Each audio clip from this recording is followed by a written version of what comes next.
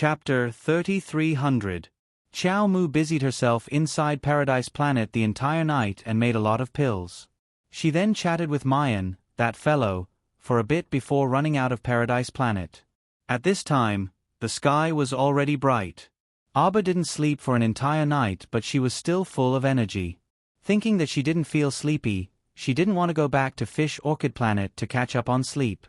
When she was in the Mu family, she always felt that there was an invisible pair of eyes watching her, so she was cautious and didn't enter Paradise Planet.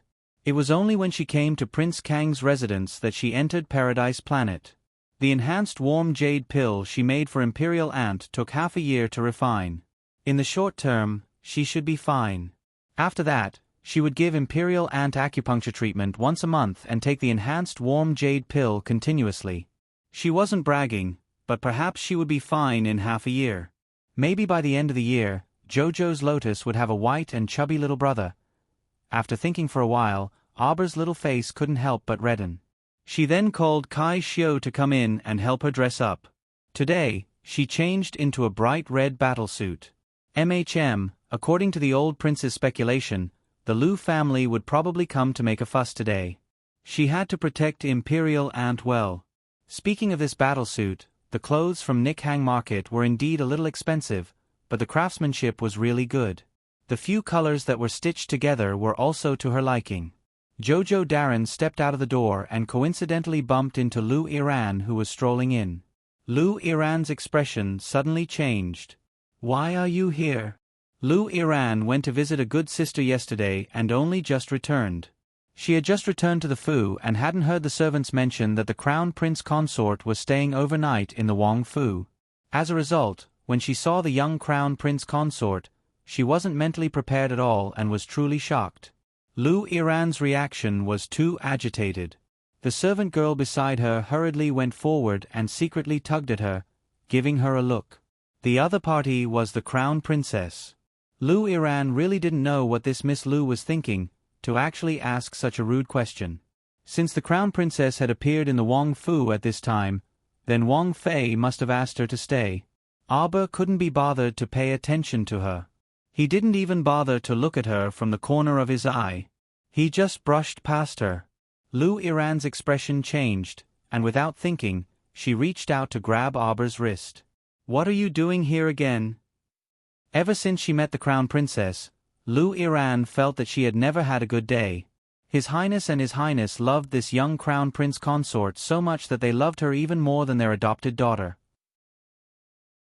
What right did she have to be the only one doted on by the Prince and Princess consort and steal all the benefits from her? Previously, Wang Yi had gifted the land within 100 li of Half Moon Cliff to the young Crown Prince consort without batting an eye, as well as the 5 prosperous shops in the capital, the exquisite fire brocade bracelet that Wang Fei had given her, and so on. When Lu Iran thought about how these things originally belonged to her, but they all fell into the hands of this stoic face for no reason, she felt her heart clench. It was so painful that she almost couldn't breathe. That Crown Princess was too shameless. She came to the Wang Fu with the intention of swindling things out of them. The more Lu Iran looked at this young Crown Prince consort, the more she looked like a relative who had come to ask for money. Her eyes stared sharply at the Crown Prince consort's back, as though she wanted nothing more than to pierce a hole through her back. Abba had already noticed this woman's resentful expression, and she couldn't help but frown slightly. She abruptly turned around, and her icy gaze landed on Lu Iran's face. Poor Lu Iran was currently glaring at the Crown Princess and was caught off guard when she turned around. When she met the little Crown Princess' cold gaze, Lu Iran was instantly defeated. Chapter 3301. How could she possibly look the young Crown Princess in the eye for an extended period of time?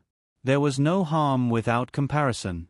She originally thought that her gaze was sharp enough, but the moment she met the young Crown Princess, all of her sharpness turned into bubbles and shadows. The moment she saw this stoic face's expressionless appearance, she couldn't help but feel apprehensive from the bottom of her heart. The corners of Lu Iran's mouth twitched slightly with sweat on her face, and she appropriately adjusted her stiff facial expression. "Gee, Crown Princess, why are you looking at me like that?"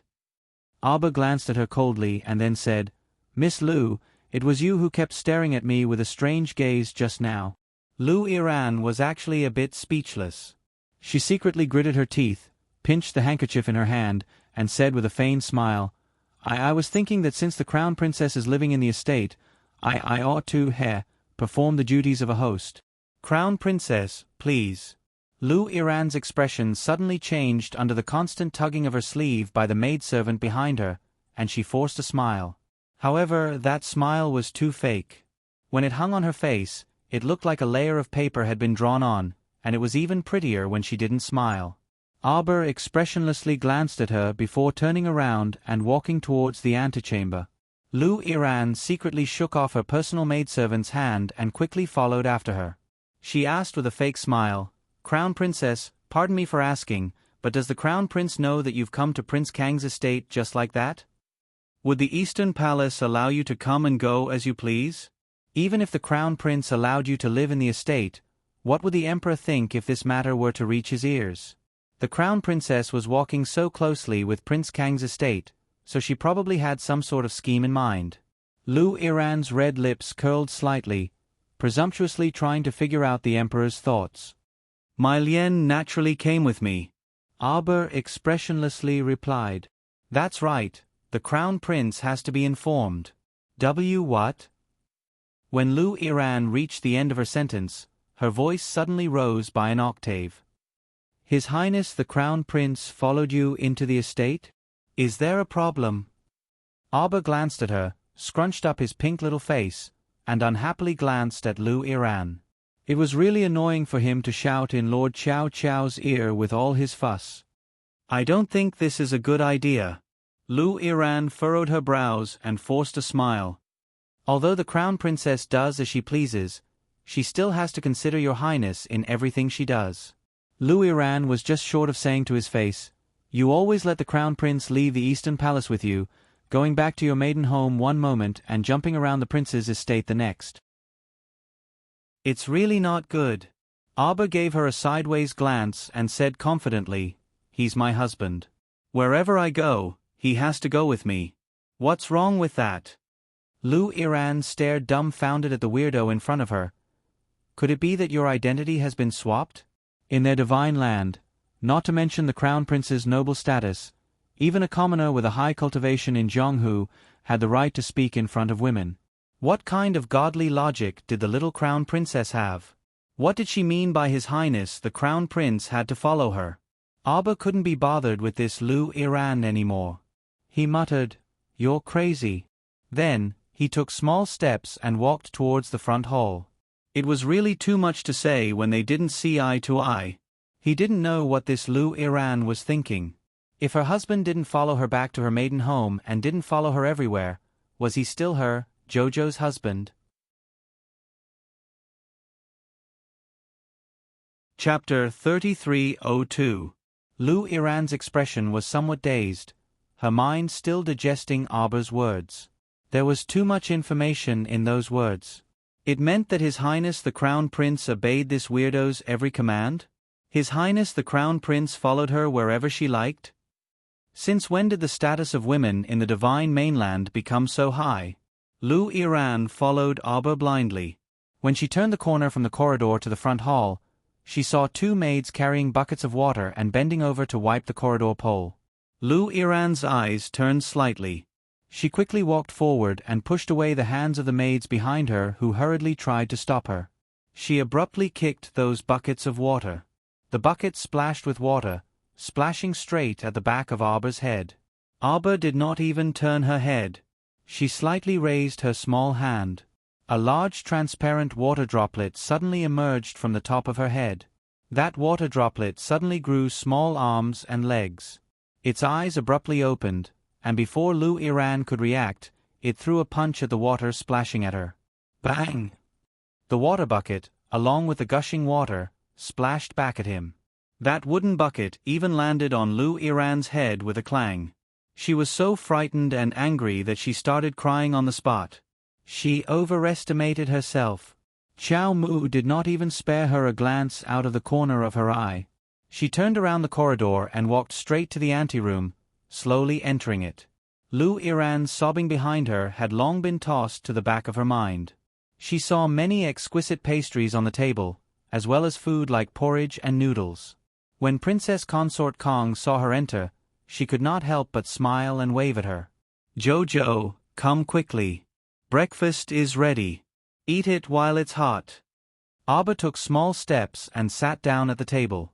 "Imperial Aunt, I bumped into Lu Iran on the way here." The little fellow complained first.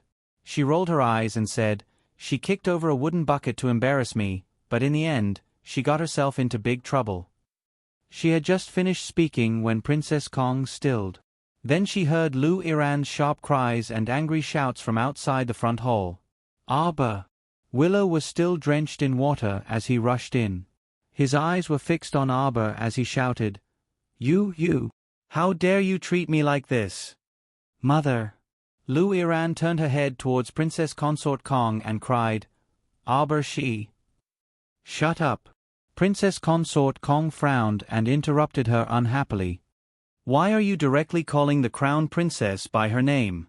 Where did all the rules you learned go? Don't get too close to the Xiong family in the future. That girl from the Xiong family isn't a good person either."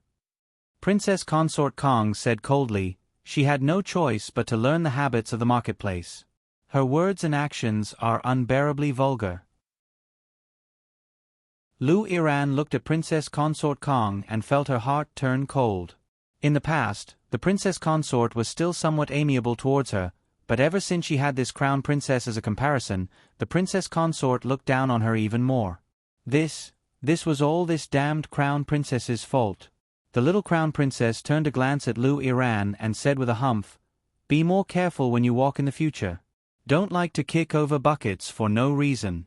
Buckets don't have eyes, and they might even bite back at their owner. Wouldn't the losses outweigh the gains?" You. Lu Iran pointed at Arbor and screamed repeatedly, You're too much of a bully." How could Princess Consort Kong not understand? This Lu Iran asked for trouble and suffered the consequences of her own actions. Chapter 3303. She originally wanted to set up the little crown princess, but she ended up being set up instead. "Aren't you going back to your room to change?" Princess Consort Kong chided. Lu Iran left in tears, wishing that she could stomp a few holes in the floor. "Jojo, I've embarrassed myself in front of you." Princess Consort Kong shook her head and couldn't help but sigh. Back then, wasn't it the old lady who insisted on shoving Lu Iran to her, saying that she saw that she had no children and wanted her to raise a girl so that they could chat and relieve boredom? In the beginning, when they didn't have a close relationship, the princess consort thought that Lu Iran was pretty good. Being cheerful and lively did relieve her boredom a lot, but once they got to know each other, Lu Iran's petty nature was completely exposed. This matter couldn't be entirely blamed on her sister-in-law. After all, Lu Iran was raised by the old lady since she was young. To be able to raise such a character, it could be seen that she was deeply influenced by the old lady. Princess Consort Kong pondered whether she should find a day to send Lu Iran back to the Lu family. When her health improved in the future, she would be able to go out more often. With Lu Iran's unpresentable appearance, it wouldn't be good to bring her out frequently, lest she embarrass the Prince Kong estate. But if she didn't bring her out every time, with Lu Iran's petty nature, she wouldn't say anything even if she kept it in for the first or second time, but after the third or fourth time, she would definitely make a fuss. "Imperial Aunt, what are you worried about?" Abba pulled down her hand that was supporting her forehead and picked up a pastry for her. "It's delicious. Try it." Princess Consort Kong couldn't help but laugh and nodded. She had just picked up her chopsticks when she saw the doorkeeper stumble in anxiously as if he was being chased by a ghost. Oh no. Princess Consort, the old lady of the Lu family has brought people here to cause a ruckus." Princess Consort Kang's pupils contracted slightly. Her fingers that held the chopsticks tightly clenched, and an expression of disbelief hung on her face. That mother of hers actually brought people here to cause a ruckus? She was really vigorous despite her age. Sir Jojo jumped to the ground with a thump. He waved his hand and called out, "Dan Ling, is everyone in the estate here?" Dan Ling immediately nodded proudly. Yes, they're all waiting at the door. Follow me. Abba waved his small hand and rushed out of the hall. Dan Ling immediately shouted. Together with the dozens of servants on her left and right, a group of people followed the little crown princess and ran away. Only Princess Consort Kong was left behind. She stared at the empty hall in bewilderment, speechless for a while. If they're all ordinary people, then you guys go. Don't worry about asking for compensation if you break it. Just hit them as hard as you can. Sir Jojo led more than 200 servants and rushed to the main entrance of Prince Kang's mansion. If there are any cultivators, leave them all to me. Yes. Open the door. Abba waved his hand and more than 200 servants swarmed forward, following which, the vermilion red doors of the Prince Manor slowly opened to both sides. The old lady immediately appeared at the main entrance of the prince's mansion with 40 to 50 ferocious-looking men. A group of busybodies were hiding in a corner and watching from afar, not understanding what had happened. Looking at the situation, did someone come to Prince Kang's mansion to cause a ruckus? Oh, isn't this the young widow that was chased away by the prince's mansion yesterday? A passerby who had seen yesterday's drama called out. He was immediately surrounded by people asking for more information. Chapter 3304. Lu Lanxin was standing beside old lady Lu, sobbing and wiping her handkerchief. As soon as the gate of the mansion opened, Lu Lanxin quickly glanced inside. She was stunned by what she saw. Hundreds of servants and maids were standing at the gate of the mansion, all looking at them fiercely. Lu Lanxin's heart sank, and she subconsciously hid behind old Madame Lu. Was Lu Lanyun out of her mind? She didn't want to save the face of the mansion anymore, did she? Thinking of this, Lu Lanxin couldn't help but grit her teeth. Why was this damned woman so difficult to deal with now? Old Lady Lu was also shocked by the group of servants at the gate of the mansion. She quickly glanced at them, but she didn't see her eldest daughter, Lu Lanyun. She was even more surprised, and her eyes fell on Abba, who was obviously the leader. Who are you? Where is my daughter? Where did you hide my daughter? Hurry up and find my daughter. I want to confront her face to face. Why did she treat her little sister like this? Did she abandon the Lu mansion and her family after becoming the princess? The little crown princess didn't pay attention to them at all. She waved her little fist and said, "Go. Go." Dan Ling waved her arm, and all the servants and maids rushed at the people of the Lu mansion as if they had been injected with chicken blood. They didn't hit old Lady Lu. Instead, they went around her, grabbed Lu Lanxin's bra, and slapped her twice without saying a word. Slap, slap. Lu Lanxin, the little white flower, was instantly stunned by the two slaps. Little White Flower cried with tears in her eyes, "There is no law. There is no law." Slap, slap. Two more slaps. No one knew who was so fierce, but Little White Flower was slapped so hard that she fell backward. The other servants swarmed up and attacked Lu Lanxin's son and daughter. Huang Yubao and Huang Yoxia were just ordinary people, and Huang Yubao was a useless playboy who didn't even have the strength to truss a chicken. How could he resist the ferocious attacks of everyone who was whipping him to death? After a round of attacks, Huang Yubao and Huang Yoxia were beaten until they cried out in pain. Huang Yubao stretched out his hand to resist the fierce attacks of the servants. He cried and shouted, "Stop! Stop! Ah! Ah! I-oh, you guys stop! Ah!" There were more than 200 servants and maids, and they were divided into 3 waves of attacks. Their cooperation was really good. After the first round of beating the Lu family members, another group of people went up. The cycle repeated, and the person who finished drawing the whip would be able to catch his breath while accumulating his strength. When the other 2 rounds were done, the person in the first round would be able to go up bravely again. The onlookers who were watching from afar were simply dumbfounded and tongue-tied. The passerby who had explained the situation earlier couldn't help but stutter. Then it seems that the Wang Fu has been merciful to that little widow yesterday. Today's attack was even more ferocious than yesterday's. The guards of the prince's mansion were like ferocious dragons out of their cages. Terrifying. Arbor stood aside and watched for a while. Then, he turned and walked into the mansion. Old Lady Lu was so angry that she was about to collapse to the ground, her body trembling uncontrollably. Looking at the messy crowd around her, she couldn't help but scream, You stop right there, stop right there." Arbor didn't bother to talk to her. He waved his hand and left.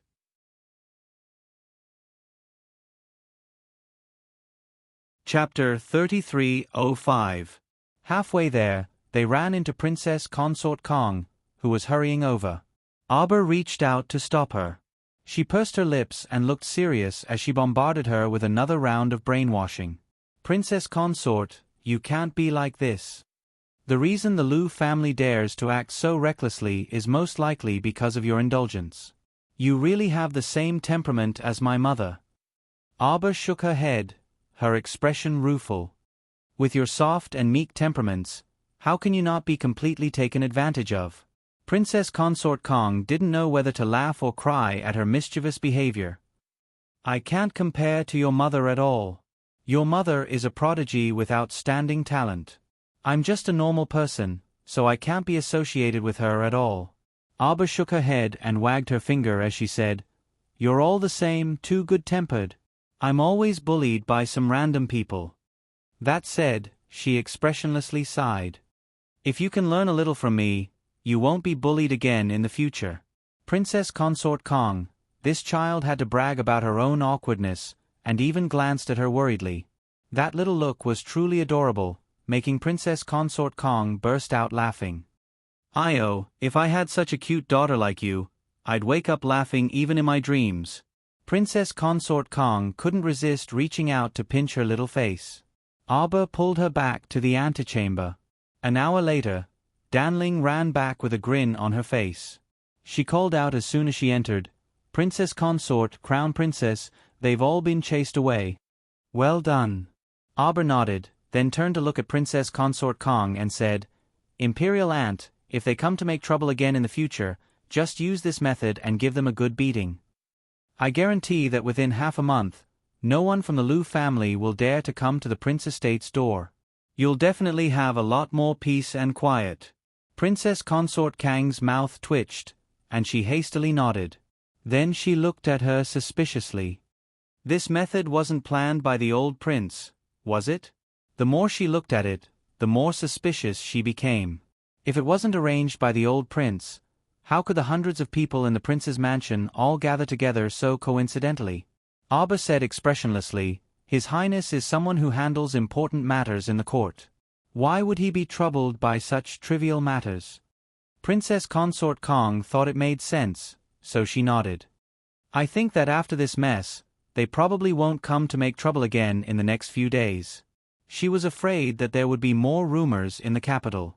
Who knew how people would spread the word about the violence of Prince Kang's mansion? However, on the second and third days, the capital was calm and peaceful. There was no news at all. There was no rumor that was unfavorable to Prince Kang's mansion. The little crown princess stayed in the prince's residence for 3 consecutive days. Before the Lu family came to make a fuss again, Mu Jingfeng sent someone to rush her back. The moment she entered the Mu family's main hall, she saw Mu Jingfeng's sullen expression. "Why do you keep going to the prince's residence to disturb others? It's better than staying here and looking at your dead face." Arbor's lips twitched. Throwing him an indifferent gaze, he casually walked to the old man's side and sat down. "Jojo, I called you back today to ask you if you want to sign up for the family competition," the old man asked as he looked at her amiably. "Heh, little niece's innate talent is exceptional. Presumably, she must want to sign up." Mu Jingxing's tone was a bit eccentric, and he even secretly peeked at Arbor as he spoke. "What are the rewards?"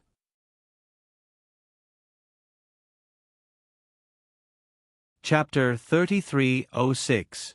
The elderly patriarch had long been familiar with his granddaughter's tricks, so he said with a smile, "The rewards are naturally quite generous. The top 3 winners can go to Chaoyang Pavilion to receive a refined weapon that is at least a spirit weapon. Moreover, they will receive 1,000,000 spirit coins, 500,000 spirit coins, and 100,000 spirit coins respectively. He glanced at his youngest granddaughter's face and inwardly thought, my youngest granddaughter probably won't take a fancy to this spirit coin reward. No expression could be discerned from the little stoic's face. Apart from this, you can also go to the spirit beast garden to pick a spirit beast you like and let a spirit beast trainer tame it for you. In the future, you can train with all of you. But the elderly patriarch coughed, his expression rather awkward. That Chaoyang pavilion, cough, not everyone can enter. It depends on ancestors' intentions. If ancestor doesn't allow you to enter, cough, even if you win first place, you still won't be able to enter. What did he mean? The prize for the first place might turn into a cooked duck and fly away? The little fellow's small face immediately tensed up tightly. The elderly patriarch reflexively twitched his mouth when he saw her small expression, and he hastily added, but don't worry, even if you can't enter Chaoyang Pavilion, it's fine. At that time, the family will also consider compensating you. It wasn't that the little girl absolutely wanted the rewards inside Chaoyang Pavilion. She had recently plundered a lot of spirit weapons and the like, and a few drops every day were enough for her to play with. However, shouldn't what was supposed to be hers originally be hers? How could he say he would give it and then not give it? Wasn't this the behavior of a big swindler? What kind of place is Chaoyang Pavilion? Oh, that's the treasure trove set up by Chaoyang's ancestor. A round-faced young man at the side hurriedly interjected, only 1 in 1,000 people in the family can enter to choose the treasures. Most of them are directly ejected when they reach the entrance. They don't even have the chance to enter. The young man was called Mu Wuzi, the child born of 5th uncle's concubine. Aber normally wasn't very close to the Mu family, and she might not even recognize many of the direct descendants in the family, let alone those born of concubines. Upon hearing this, Aber only nodded and turned to ask the elderly patriarch, when is the competition?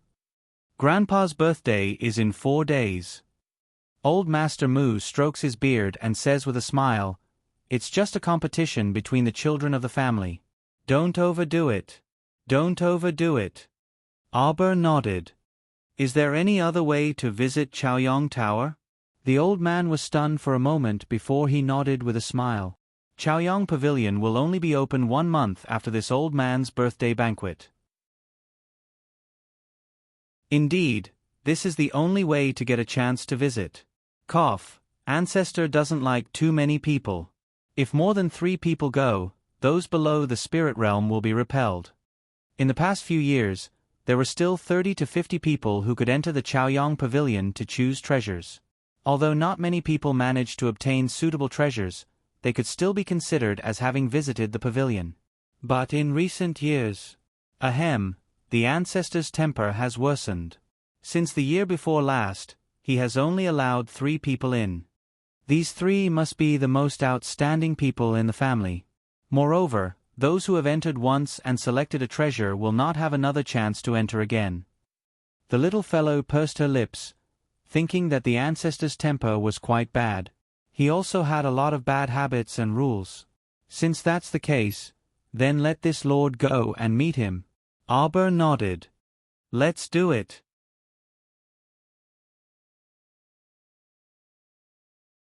Chapter 33:07. The elderly patriarch laughed heartily and patted her small head. You agreed without even listening to me talk about the competition rules? Speak. Lady Chow Chow had a resolute look on her face. We are a talisman patrician family. The competition can only compare talismans and the purity of talisman energy. Cultivation, spiritual energy, and pills are all forbidden. The elderly patriarch asked with a grin, do you understand? The little stoic nodded expressionlessly, but she was inexplicably a bit excited in her heart. It was better than talismans. She loved competing with people in talismans the most. Additionally, the competition rules forbid the use of inner worlds and storage talismans. The talismans used in the competition must be drawn in the preliminaries and recorded by a specialist.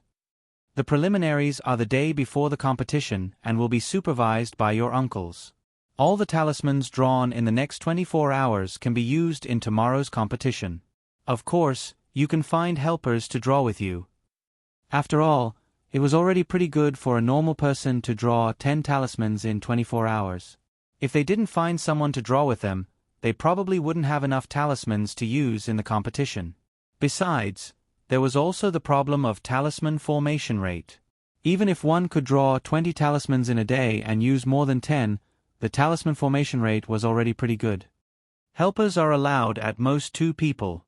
These are the competition rules, the elderly patriarch said with a chuckle. Everyone has to compete to see who can draw for the others, Auber said in confusion. But your eldest brother can help you. The round-faced Mu Wuzi couldn't resist interrupting. Your eldest brother has already entered Morning Sun Pavilion, so it doesn't matter if he competes or not. However, your eldest brother helped Mu Rochuan draw last year. Unfortunately, even if Mu Rochuan won first place last year, she didn't have the fate to enter Morning Sun Pavilion. She was still ejected by Morning Sun Pavilion's ancestor in disdain. Ha ha ha. Wuzi. Fifth Uncle Mu Jingyang glared at him irritably. Mu Wuzi shrugged and stood to the side with his arms crossed in a sloppy manner. He muttered, "Aren't I speaking the truth? With Mu Xingchen helping Mu Rochuan draw talismans, it would be strange if Mu Rochuan didn't win. Unfortunately, she didn't have the fate to enter Morning Sun Pavilion. Instead, it benefited the third place, Mu Yuan from the branch faction. She actually found a level 15 spiritual weapon in Morning Sun Pavilion. It was close to a divine artifact, so one could imagine how powerful it was. It wasn't that Mu Wuzi was being sarcastic. He was just joking when he said it. His vivid description made it feel like he was telling a story. He thought that it was funny that Miss Mu, who was so proud and arrogant, couldn't even compare to Mu Yuan, who was from a branch family, even though she had won first place. Mu Wuzi couldn't help but laugh when he thought of her dark expression last year. This eldest miss was usually so arrogant, but didn't she stop at Chao Yang restaurant? Who said that ancestor Chao Yang had to look up to a genius? The ancestor obviously looked down on eldest young miss. Last year was just a small accident. Mu Rochuan's voice appeared at the entrance of the hall. Her elegant and proud figure stood in front of everyone. With a cold face, she walked towards Old Man Mu and glanced at Mu Wuzi with contempt. A piece of trash who didn't even enter the top 10 has the nerve to mock others? Mu Rochuan, what are you being so arrogant for? Mu Wuzi was furious and impulsively rushed towards her. Wuzi. Mu Jingyang stopped him with a warning look.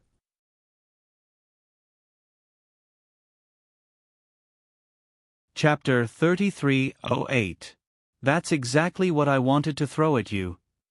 Mu Rochuan coldly glanced at Mu Wuzi. What right do you have to be so arrogant in front of grandfather and uncles? In terms of seniority, I'm a few years older than you, and I'm your legitimate eldest sister from the eldest branch. In terms of aptitude, you're far inferior to me. Take back your sarcastic words and save your energy. Go back and cultivate properly. Mu Rochuan unceremoniously rebuked Mu Wuzi with a sharp gaze. A bastard from the fifth branch dared to bare his fangs and brandish his claws in front of her. Did he really think that she wouldn't dare to punish him? Mu Jingyang's face darkened, and he coldly sneered. Eldest brother, your daughter is quite impressive. She's really full of herself when she puts on airs. Mu Jingfeng's lips twitched with a fake smile, but he did not interrupt. Whenever he thought of how this girl had lied to him about everything after returning from the mystic realm, he felt very displeased. With this thought, his gaze landed on Auber again. He recalled what Mu Rochuan said to him. Could this Auber really draw teleportation talismans? Did Grandfather Mu know about this? There were many people here, and Mu Jingfeng wasn't stupid. He naturally wouldn't ask about Auber in this kind of situation. He planned to have a heart-to-heart talk with his daughter after leaving Grandfather Mu's place. Grandfather Mu unhappily patted the armrest of his chair. All right, stop fooling around. Wuzi, you can leave. Xian is right. She's your eldest sister, so don't go overboard with your words. Wuzi is young. You have to be more tolerant of him. Don't be too calculative with him. After reprimanding Mu Wuzi, Grandfather Mu turned to look at Mu Rochuan with a frown. Yes, grandfather. Mu Rochuan did not refute this time. Instead, she obediently bowed and nodded. On the other hand, Mu Wuzi was impulsive. How could he hold back his anger? Fortunately, his father, Mu Jingyang, held him back. Otherwise, he would have rushed up and started a fight with Mu Rochuan. All right. Grandfather Mu looked at these good-for-nothings, and his head couldn't help but hurt a little. There's nothing else. You can all leave. Jojo, stay and talk to me. With Grandpa Mu's words, Mu Jingfeng, Mu Jingyang, and the rest had no choice but to retreat one by one. Before Mu Rochuan left, she coldly glanced at Arbor before walking out with her head held high. Mu Jingyang grabbed his son Mu Wuzi by the neck and brought him to a small path beside the garden. Mu Wuzi cried out, "Hey Dad, what are you doing?" "Father, be gentle. My neck, hey, my neck is going to break." "Stinking brat." Mu Jingyang angrily slapped him on the head. "How many times have I told you? Don't be too impulsive, just don't listen. Look at what you said in front of the old man." "Humph. That be asterisk tch Mu Ro Xian's words weren't pleasant to hear either. Who was she pretending to be a saintess all day long? Last year, if it weren't for my stinky hands, I wouldn't have failed to break into the top 10 and been eliminated in one round. Those brothers from the side branches who aren't as talented as me all have better results than me. They even mocked me for an entire year." "Enough." Mu Jingyang poked his son's head in exasperation. "I don't even know who you take after with your impulsive personality."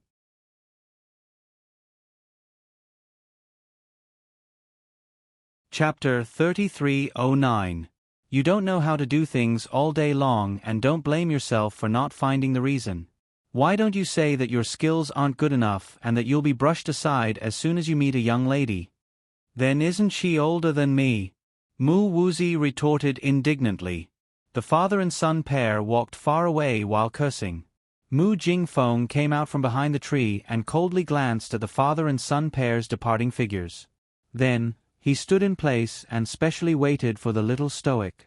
It wasn't until less than an hour later that Mu Jingfeng finally saw the little stoic coming out of the old man's courtyard. His face was gloomy, and he stepped forward to block her path. "I have something to say to you." "There's nothing to say between us." Arbor glanced at him coldly. He was disinclined to say anything else and directly walked past him. "Halt." Mu Jingfeng was so angry that his face and neck were a bit red. "I'm asking you, do you know how to draw transportation talismans?" Arbor paused and turned to look at him. His eyes narrowed icily. "Mu Rochuan told you? It doesn't matter who told me. You just have to tell me yes or no." Arbor snorted and rolled his eyes at him without hesitation. "It's none of your business." Mu Jingfeng was first angry, but then he was delighted. The little stoic didn't deny it, which meant that this matter was true. Mu Jingfeng couldn't help but become excited. As the family head of a talisman clan, he knew better than anyone how difficult it was to draw transportation talismans. His daughter could actually draw a transportation talisman that cost millions of spirit coins on the black market. What did this mean? It meant that Arbor knew how to draw transportation talismans. Mu Jingfeng couldn't help but become excited when he thought of this. His daughter actually knew how to draw transportation talismans that had disappeared for several hundred years? What an exciting piece of news this was! It had to be known that the method to draw transportation talismans had long been lost in the Talisman Patrician clan. The existing transportation talisman matrices were all left behind by the ancestors, and there were only a few left on the market. Once Mu Jingfeng thought about how he could grasp the method to draw transportation talismans, he would burst with joy. If that was the case, not only would his status in the Mu clan be raised a lot, he would also gain the support of more elders. Perhaps in the future, no one would be able to threaten his position as the patriarch. In addition, their Mu family's reputation would definitely rise to the next level. The entire Mu family would flourish in his hands, bringing unparalleled glory to their ancestors. Mu Jingfeng seemed to have foreseen the Mu family's future, and he was beaming with joy like a spring breeze. Jojo, you're a daughter of the Mu family. Naturally, you have to think for the Mu family.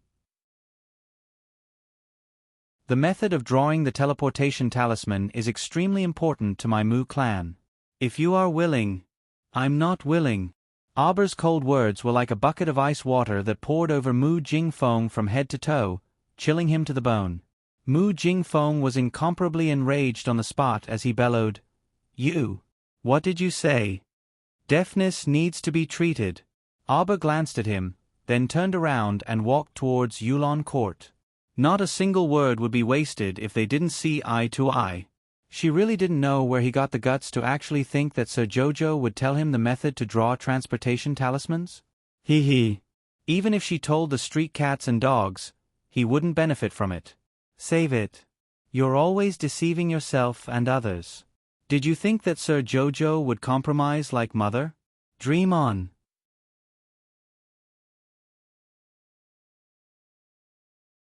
Chapter 33:10. Aber, stop right there. Aber, stop right there. Aber. Mu Jingfeng's shout was louder than the previous one. He then rushed over in a flustered and exasperated manner to block her path. He looked like he was about to explode from anger as he coldly looked at Aber and said, "Aber, is this how you speak to your father?" Aber curled his lips and looked at him coldly as he mocked, "Father?" Mu Jingfeng was agitated by his attitude and felt all the blood in his head rush to his head as his face flushed red. "Let me ask you, Rochuan said that the Sun-Moon secret realm you guys went to collapsed. Is that true?" Aber swept him a glance, feeling that his style of forcefully changing the topic was a little abrupt. However, the little fellow really wanted to know to what extent this person could continue to discuss people, so she calmly nodded. "That's right. Rochuan said that before the secret realm collapsed, you packed up quite a lot of things inside, right?" Aber somewhat understood what he was going to say next and looked at him with raised brows. "Don't tell me you want these cultivation resources?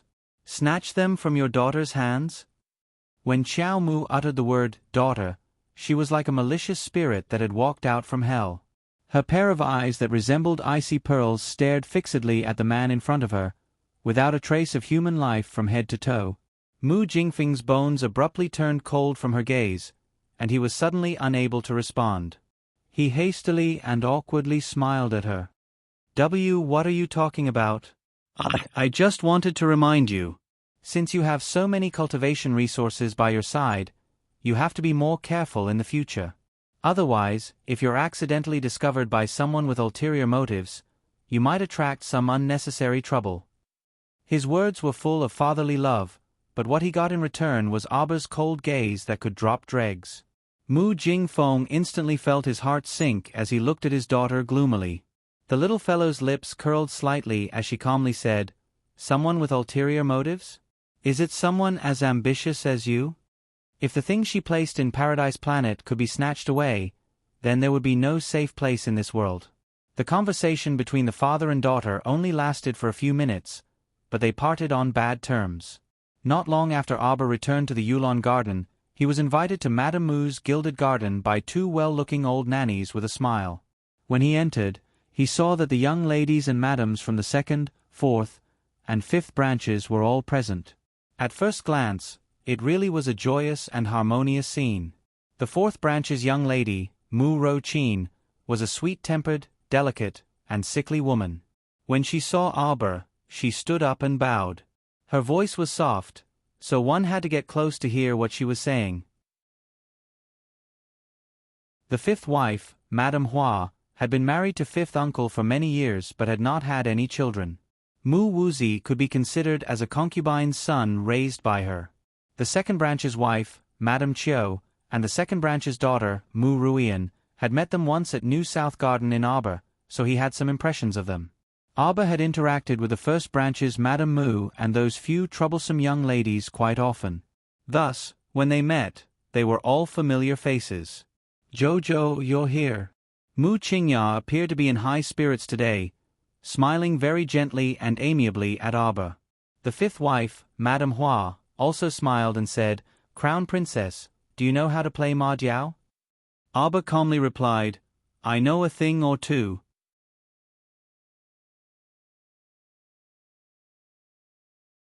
Chapter 33:11. That's good. Madame Ney Hua giggled. "Since we have nothing to do, we'll have to trouble the Crown Princess to play a few rounds with the ants." "Very well." Sir Jojo had an indifferent expression on his face as he readily sat down on his seat. Mu Qingya shook her head with a smile. Second branch's Madame Ney Chio and fifth branch's Madame Ney Hua quickly called out to her, "Eldest sister-in-law, let's play together for a while." "I won't play." Mu Qingya shook her head and said, "I get dizzy when I hit this." Madame Ney Chio pursed her lips and muttered something in a low voice.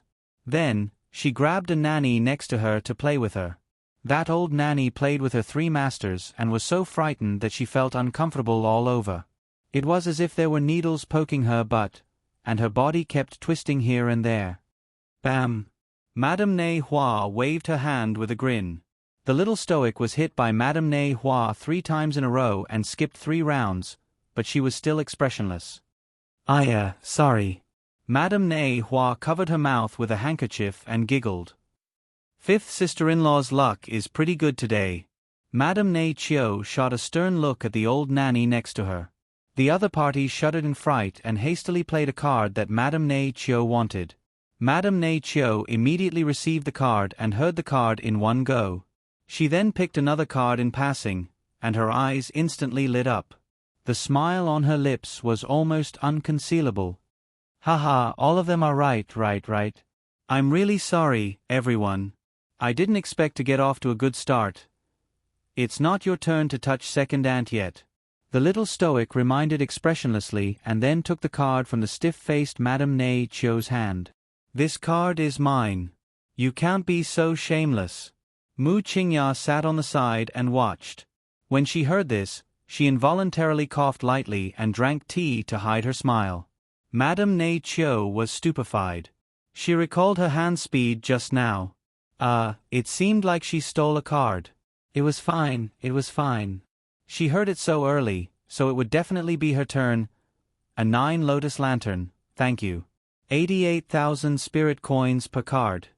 The little stoic pushed the card and extended her slender hand. What? The young crown prince consort also wanted the card that she wanted. She even picked a 9 lotus lantern, F*CK. She only knew a little? You must be lying. Madame Hua and Madame Chio were dumbfounded. The old nanny was so frightened that she fell off the stool. "Get up!" Madame Chio shouted angrily. "I'll pay for your share. What are you afraid of? This is just the beginning." The next 8 rounds were like this. Tubular 9 lotus lantern. Thank you. 88 spirit coins for each. 1,000 colored 9 lotus lanterns. Thank you. 88 spirit coins for each. After 13 rounds, Crown Prince Mo trod on the afterglow of the setting sun to pick up his wifey, who was playing exceedingly happily. As soon as he stepped through the gate of the Gilded Garden, he was stunned to see Madame Chio and Madame Hua pouncing on him. They threw themselves at his feet and cried, Your Highness, quickly take your crown princess back." It was their fault for being so arrogant. They had thought that the little crown princess was young and easy to trick, so they had teamed up to trick her. Who knew? What a terrible price to pay. The little crown princess looked at them expressionlessly and said to Kai Xiao, "Give the bill to the 2 madams." "It's the crown princess." Kai Xiao stifled a belly full of laughter, and the corner of her mouth kept twitching as she walked forward. She deftly handed the bill to the 2 madams who were crying miserably. Thanks to the 2 ants' care, this crown princess had a great time playing today. "Let's play together again next time." The little crown princess nodded politely at the 2 of them. She stood up and pattered to her husband's side, naturally holding his hand. "Let's go home."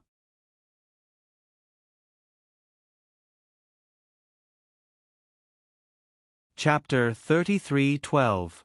The 2 of them exited Gilded Garden's main gate and followed a winding stone path toward Magnolia Court. At this moment, The setting sun was shining and the wind was blowing gently. A golden-red afterglow spread over the horizon and dyed the sky red. Emolienne secretly suppressed the smile on her lips and held Auber's small hand as she asked, "Both madam said that you only know a little?" "I do know a little." Auber nodded and thought for a moment before saying, "When I played with second uncle and the others in the past, they didn't like to play with me." "Whoever played with you would be in for a bad time." The Crown Prince's mouth twitched as he thought to himself. He drew 13 hands and played all the 9 treasure lotus lanterns in the same color as if he was making cards. "I only know this." Auber blinked and said, "I can't remember all the other ways to listen to cards." Emolienne was speechless. This was definitely the F*** blessing of the god of cards. Otherwise, how could he make such cards? When I was in Shijiu City, I rarely played a few rounds with second uncle and the others in my free time, but they always despised me. Auber couldn't help but shake his head when he thought of this. Pft! The Crown Prince couldn't help but laugh. He could already imagine the sullen faces of his father-in-law and the others. Originally, playing cards was such a happy thing, but in the end, this little bastard didn't give them a chance to win at all.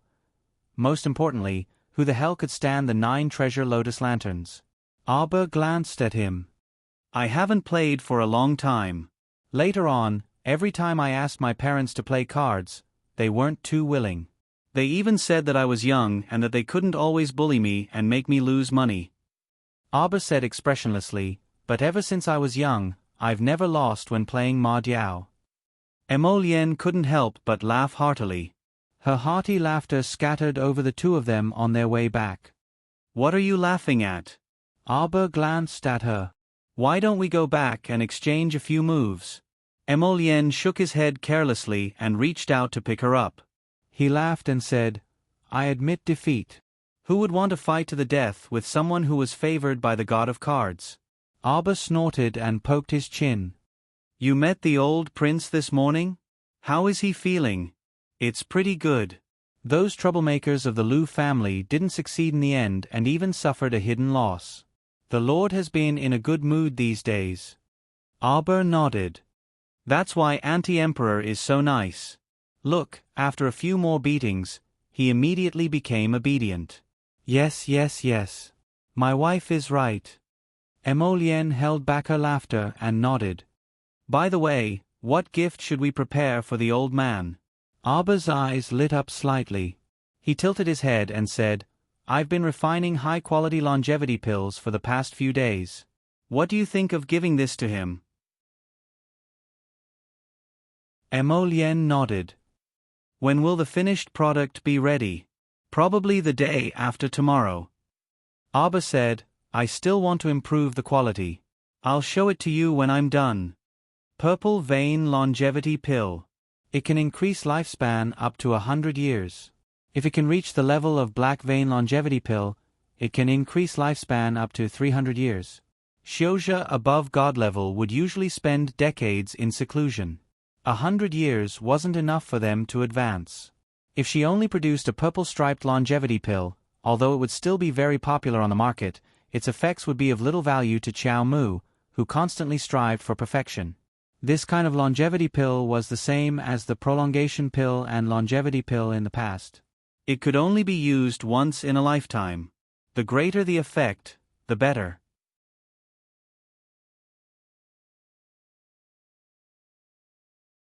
Chapter 33:13. A Black-Veined Pill. Emolienne looked at her wife in astonishment, her eyes dancing with joy. "But that's the legendary Supreme Grade pill." Auber nodded.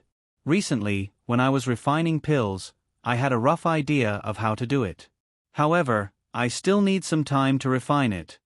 She wanted to refine a Supreme Grade longevity pill for her grandfather. After taking such a pill, it might immediately stimulate the realm that her grandfather had maintained for several decades. Her grandfather was now an 8th grade divine master. Who knew, he might be able to advance even further after the birthday banquet. Jojo, if old Master Mu knew that you had such intentions, he would definitely be overjoyed even if you didn't refine a black-veined pill. Emolienne smiled and stroked the little fellow's head. "Don't give yourself too much pressure. Just let nature take its course. Nothing could be forced. It was the same for refining pills and refining tools. Everything should be done according to one's heart. Forcing things too much would not be good. The little fellow blinked, then nodded his little head heavily. The two's figures disappeared into the distance under the shade of the trees. The afterglow of the sunset bathed them in the multicolored light, entangling them endlessly. When Madame Hua returned, she told her husband with a sullen face that she had lost more than 1,000,000 yuan in horse money. Mu Jingyang almost fainted from anger. You. Mu Jingyang pointed at the prodigal woman and shouted angrily, "You! Second sister-in-law lost even more than me." Madame Ne Hua shrank back in trepidation and hurriedly tried to quibble. Who knew that the young crown prince consort would have such good luck? Husband, you don't know, but that crown princess actually made 13 9 treasures lotus lanterns. She made me and second sister-in-law lose 13 rounds of 88,000 yuan in a row. Slap. Mu Jingyang couldn't take it anymore and slapped that stupid woman's face. That night, the second branch was also incessantly noisy. However, the little crown princess was unaware of all of this. Night time. The moon was bright under the starry sky, and the night was as cool as water. A plump figure sneaked in from the side door. Lifting her skirt, she was about to run into her own courtyard. Halfway there, he suddenly stopped in his tracks. The maidservant behind her couldn't stop in time and almost bumped into her back. She hurriedly lowered her voice and called out anxiously, "Miss, what are you doing? We have to hurry back to the court. If the old man finds out that you sneaked out to meet that actress again, he'll skin me alive." "Go."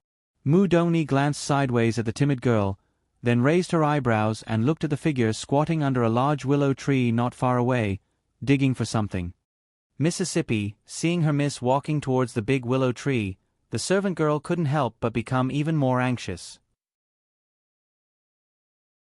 She lowered her voice and called out, "You can't go over there, Mississippi." Sister-in-law, what are you doing here?" she exclaimed. "It's dark and you're digging in the middle of the night?" I was wondering who was squatting under the big willow tree at home." "So it was sister-in-law. What kind of good stuff is it that you have to trouble sister-in-law to dig it up in the middle of the night?" The figure digging under the big willow tree stiffened slightly. When she turned her head, she appropriately revealed a trace of surprise. "Dongni, why are you here?" "I saw that you were busy here alone, so I came up to take a look out of curiosity." Mu Dongni looked at her with a smile that wasn't a smile. "Sister-in-law, what kind of treasure are you digging for?"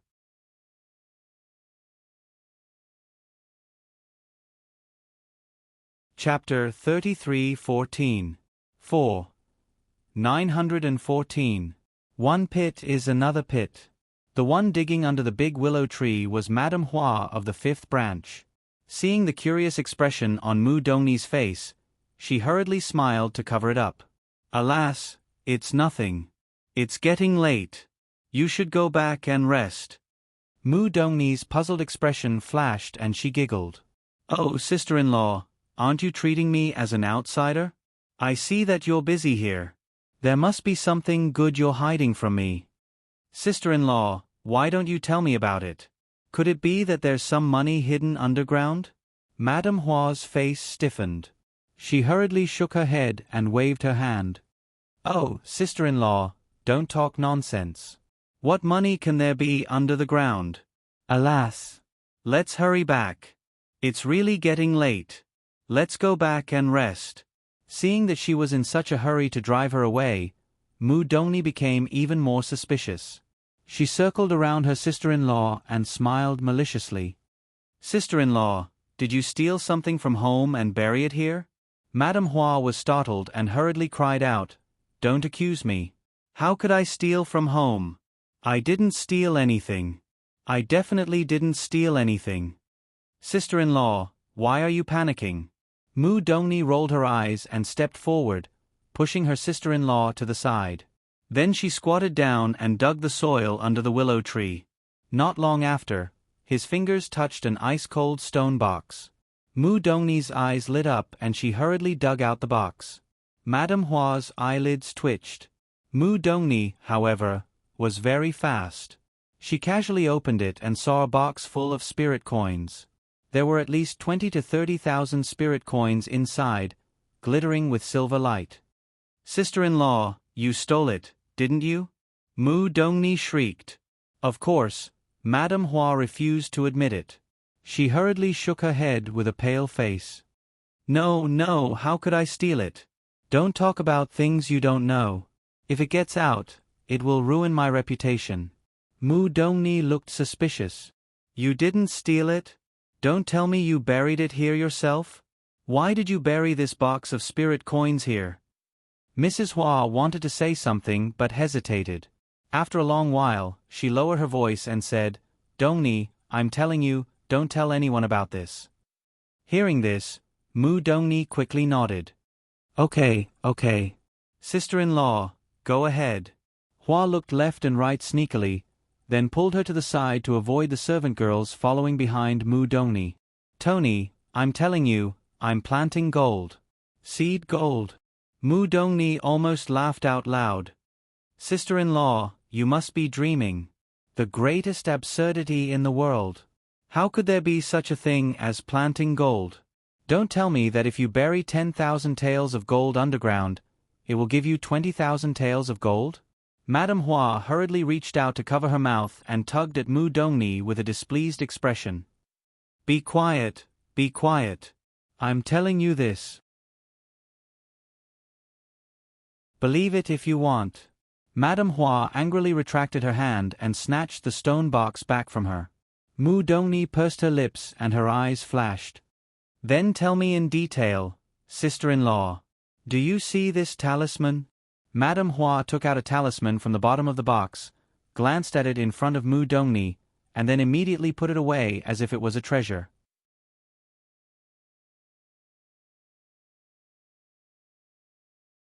Chapter 33:15.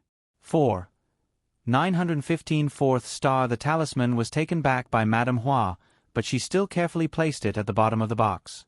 Madame Hua breathed a sigh of relief and then said, "Let me tell you, Dongni, you have to believe it. This is an ancient golden talisman. You can definitely make a fortune out of it. It has a wide range. It can grow spirit coins, gold, silver, jade, or jewelry. I grew a set of head ornaments last time. Guess what?" Mu Dongni was a little stunned. She looked at her sister-in-law with shining eyes and asked, "What is it? Tell me, sister-in-law." Madame Hua lowered her voice and whispered, "It grew a set of the same head ornaments for me. The luster and gloss are no different from the original head ornaments." Pfft. Mu Dongni laughed and then glanced at Madame Hua. "Sister-in-law, do you really think I'm stupid? You're trying to fool me. How can there be such a talisman in this world? Grow gold. Grow gold and get gold? Grow the head ornaments and get the head ornaments. Can you really grow spirit coins and get spirit coins?" Madame Hua casually pushed her away and carefully buried the box of spirit coins under the willow tree again. She turned around and grabbed Madame Hua to leave. "If you reveal this to anyone, I won't let you off." The next day, Mu Dongni originally wanted to meet the legendary little crown princess, but because Madame Hua revealed this secret to her, her mind was a little erratic for the whole day. She sent her personal maid Junju to watch under the old willow tree. She didn't see her fifth sister-in-law under the willow tree for the whole day, so she couldn't help but feel a little puzzled. Could it be that her sister-in-law really didn't lie to her? In the afternoon, the young crown prince consort paid a visit to second aunt and fifth aunt's courtyard. The moment she mentioned whether or not they should continue to play horse jiao, those two fellows' faces darkened as they respectfully coaxed her away. The little crown princess pretended to be very angry and angrily went out. Midway, she made a detour to the prince's mansion. After getting used to the feeling, she went to Paradise Planet to continue refining medicine. Up until now, she had never tried to refine a black-veined top-grade pill. One could imagine how difficult it was to refine a black-veined pill. Currently, 4 of the 9 stars on her 9 stars mirroring the moon cauldron had already lit up. The cauldron fire had also changed from its original red color to a faint glazed color. The cauldron fire was extremely pure, so it would naturally be of great help to her alchemy. Now, she didn't even need to pay attention to the fire anymore. What she needed to do was to put the correct amount of medicinal herbs into the medicinal cauldron. Then, she could be a hands-off shopkeeper and let the medicinal cauldron refine on its own until the sound of the pill being formed could be heard from the medicinal cauldron. At this moment, the little girl was chatting with Little Tree. They were talking about Little Tree's report to her that he needed to find a time to go into seclusion and stabilize his realm in the middle stage of growth stage. That night, Auber did not return to the Mu family. Instead, he casually found an excuse to stay in the Wangfu. Anyway, there were still 3 days before the old master's birthday. She could go back the day after tomorrow. When she stayed in the Mu family, even when she was in the Jade Orchid Garden, she always felt that something was staring at her. How could she dare to casually enter Paradise Planet? However, it was different in the Wangfu.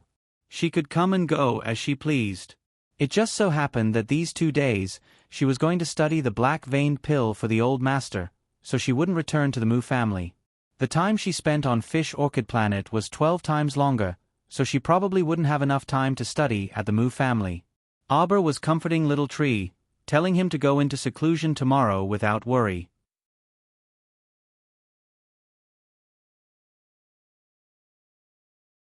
Chapter 33:16. 4. 916 just 1. Anyway, Xiao Shui and the others were here. Now that she was staying in Dragon Flame City, what could happen? Besides, if something happened, there was still Emolien and Rotten Peach Blossom. At the very least, he could release Mayan as a helper. The little fellow had already made up her mind. She comforted the Little Tree with a few words and urged it to prepare. He continued to stay beside the medicinal cauldron and began to draw talismans out of boredom. After she finished drawing dozens of flying celestial talismans, she heard a crisp sound coming from the cauldron. According to his experience, the pill was about to be completed. The little guy jumped up and ran to the side of the medicine cauldron. He patted 2 streams of spiritual energy into the medicine cauldron to help it quickly condense the pill. Not long after, a fragrant smell wafted out from the medicinal cauldron. The Venerable Peach Blossom Immortal had a keen sense of smell. He was the first to smell the soothing medicinal fragrance. He ran faster than anyone else and was the first to float to her side. What is it? What is it? Although he didn't know how to concoct pills, he was still a person with feelings. This medicinal aroma was obviously better than the previous batches of elixirs, but it was much purer. Furthermore, he felt that Jojo seemed to have made a significant breakthrough in alchemy. At this time, Xiao Mu had already slapped open the medicinal cauldron, and 3 puppies dashed over from some nook and cranny. They surrounded her while barking and wagging their tails, and their beady black eyes were brimming with want emotions. Auber looked down at the 3 puppies expressionlessly. With a light wave of his hand, several pills at the bottom of the pill cauldron flew up and were placed into a jade bottle by the little fellow. He didn't get many pills this time. Only 7. One was a black vein longevity pill, while the other 6 were all purple vein pills. But what made her feel a little excited was that the black striped longevity pill had actually broken through the level of an earth grade pill, directly leaping to the divine grade. That's right, this was a divine grade longevity pill. The Venerable Peach Blossom Immortal circled around her and said anxiously, "Jojo, quickly show it to me." "What is it again?" "I'll show you." "You can't swallow it," Auber said expressionlessly. The Venerable Peach Blossom Immortal blinked and asked pitifully, "I can't eat it?" "Auber, it doesn't work on you." Auber looked at him speechlessly. "But it looks delicious." The Venerable Peach Blossom Immortal muttered to himself. "If the longevity fruit is born, you'll be the first to eat it," Auber said helplessly. "When will there be results?" The Venerable Peach Blossom Immortal looked at her pitifully. Auber said with a stoic face, "Soon. Once Paradise Planet rises to the God domain, it will definitely succeed." The Venerable Peach Blossom Immortal widened his eyes slightly and immediately lowered his head dejectedly. He still had to wait until he reached the divine realm, How long would that take? Oh no, he had to have faith in the little girl. In the hands of this little girl, anything that was impossible was extremely possible. Thinking of this, the venerable Peach Blossom Immortal nodded reluctantly. All right, let me take a look. The little girl handed over the jade bottle to him. The venerable Peach Blossom Immortal opened the bottle and looked at the light golden round pill inside. The black vein on the pill was very obvious. The venerable Peach Blossom Immortal was slightly shocked and turned to look at her with some joy. Jojo, did you refine a black vein pill? Just one. The little girl pursed her lips. I'm not familiar with it yet. I estimate that I can only refine 1 out of 100 pills.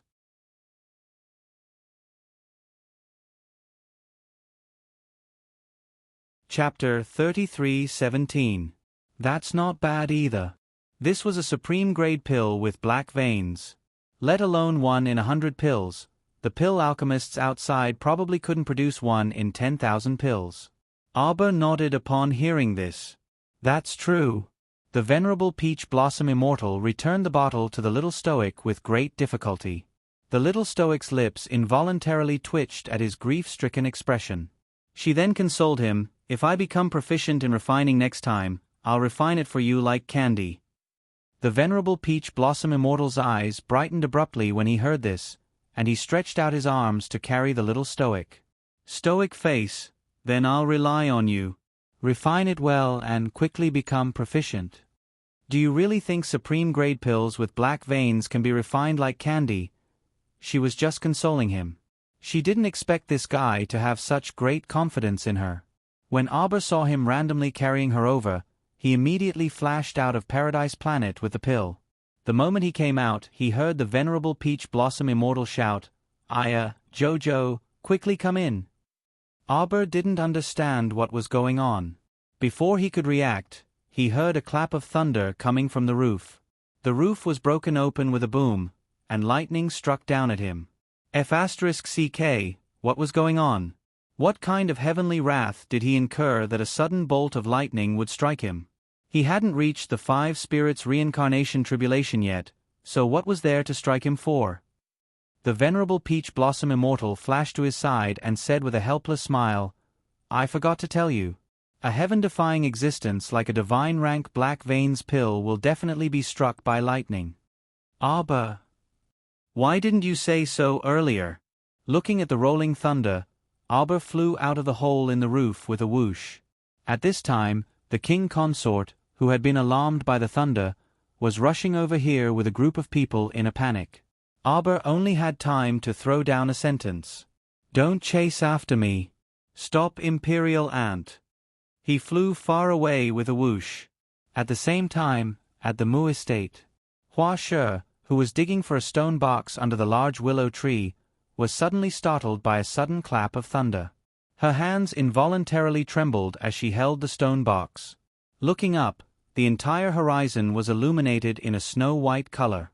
"I've really seen a ghost." She couldn't help but mutter, feeling a little guilty. "Sister-in-law."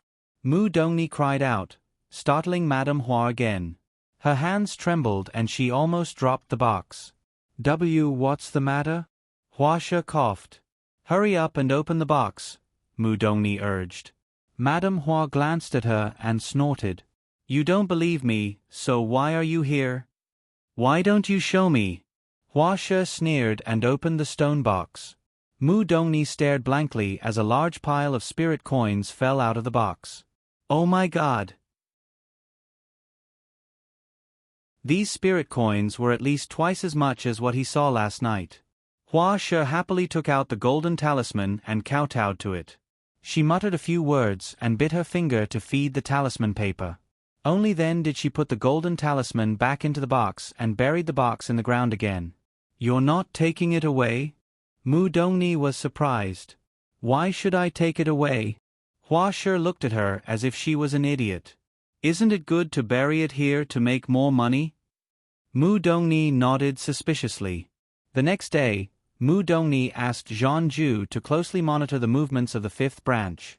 She also went to the old willow tree several times to check, but didn't see anything unusual with 5th sister-in-law. In the evening, Mu Dongni appeared under the willow tree as scheduled. Seeing Hua Shi dig out more spirit coins than yesterday, she completely believed her.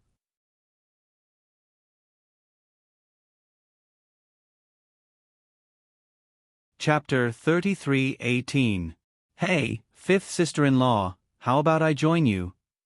Mu Dongni looked at Madame Hua with bright eyes and smiled at her ingratiatingly. Fifth sister-in-law, please agree with me. She thought happily that if the spirit coins in her hand could increase endlessly, it would be no problem to support her lover. She wouldn't have to beg for money from old master. Madame Hua glanced at her and shook her head. That won't do. You didn't agree when I asked you to join us. Now that you see the effect, you want to join us. How can there be such a good thing in the world? Madame Hua snorted. I took the risk for a long time the first 2 times. Mu Dongni smiled obsequiously. Sister-in-law, I'll give you some commission. I have 1,000,000 spirit coins here. Help me plant it. By the way, can the 1,000,000 spirit coins be doubled? Why are you here if you don't believe me? Madame Hua pushed her hand away angrily. Let me tell you, the doubled amount of this kind of golden talisman can't exceed 5,000,000 spirit coins at most. If I give you 1,000,000 spirit coins quota, won't I have less for myself? Aya, sister-in-law, aren't we family? Just plant it for me, just plant it for me. Mu Dongni continued to coax and pester for a long time. She said that she would give Madame Hua half the commission, and then she said that if Madame Hua didn't help her, she would tell others that Madame Hua had a golden talisman. Madame Hua had no choice but to agree after being threatened and tempted by her. Taking advantage of the fact that no one was around, the two of them buried their money in the ground. After confirming it again and again, Mu Dongni walked away, full of hope. Great, by tomorrow, she could earn 2,000,000 spirit coins. The day after tomorrow, it would be 4,000,000. And the day after that. Ha ha ha ha. Thinking of this, she couldn't help laughing out loud. In the future, she wouldn't have to worry about money to support her lover. Maybe she could support a few more. Who said that a widowed woman would have a hard time? She would still have to live her life happily and happily. The next afternoon. Boom. The flashes of lightning in the sky alarmed everyone in Dragon Flame City. Damn it, these 2 days, the thunder tribulations fell on Dragon Flame City quite frequently. Prince Mo had just finished his discussion with the Emperor. As soon as he walked out of the Imperial study, he saw that somewhere in the southeast of the Imperial City, dark clouds were rolling. From the looks of it, it really seemed like someone was undergoing the 5 spirits reincarnation tribulation. Yo, the sky is clear, why is there thunder again? The lightning from 2 days ago had come in a strange manner and disappeared quickly as well. When some people went to check it out, they couldn't find anything. They only saw a hole in the outskirts. Emolien glanced at the sky and prepared to leave the palace to find his wife. However, this lightning strike that seemed to be the 5 spirits reincarnation tribulation attracted the attention of many people. All the idol practitioners in the city, those who had some strength, rushed towards that place. Some were checking, some were probing, and each of them had their own ulterior motives. Arbor planned to go back to the Mu family today, but she had to wait for her husband's carriage to pick her up, and then the two of them would go back together. Before leaving, the Emperor's aunt prepared a lot of delicious food for her to eat on the way back. Arbor touched her little belly. It was round and didn't seem to be hungry at all. As soon as she walked out of the gate of the prince's mansion, her attention was attracted by the tribulation clouds in the sky. Today's tribulation clouds looked much thicker than the ones she experienced the day before.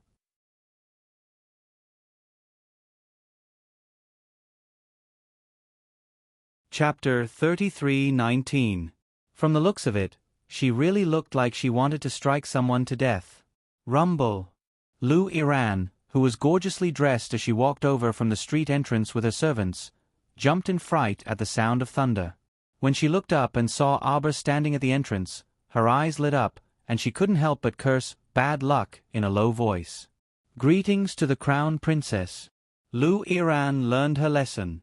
She thought that if she didn't greet this stoic-faced Crown Princess, she would be nagged by the Princess Consort again in the future, saying that she didn't know etiquette and so on. Humph. Wasn't it just a bit of empty courtesy? Who didn't know how to act? Lu Iran squatted there with her maidservant for a minute or two, but when she didn't hear Auber's voice, she couldn't help but gnash her teeth in anger. She raised her head slightly to look at her with an impatient expression. She was purposely giving her the cold shoulder, right? Yet she saw that the little crown princess was looking up at the sky, her attention focused on the tribulation clouds in the horizon, as if she didn't notice her at all. Lu Iran couldn't help but pinch the handkerchief in her hand and gnash her teeth in anger. Greetings to the crown princess.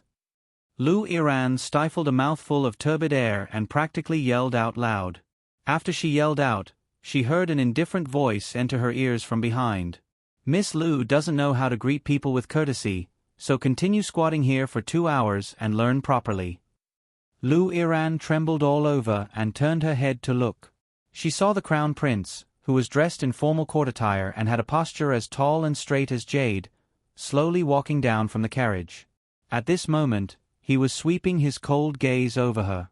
Lu Iran's heart became increasingly uneasy, and she hurriedly stuttered, Greetings to your highness the crown prince. Lily girl, born in the countryside, has a rather loud voice.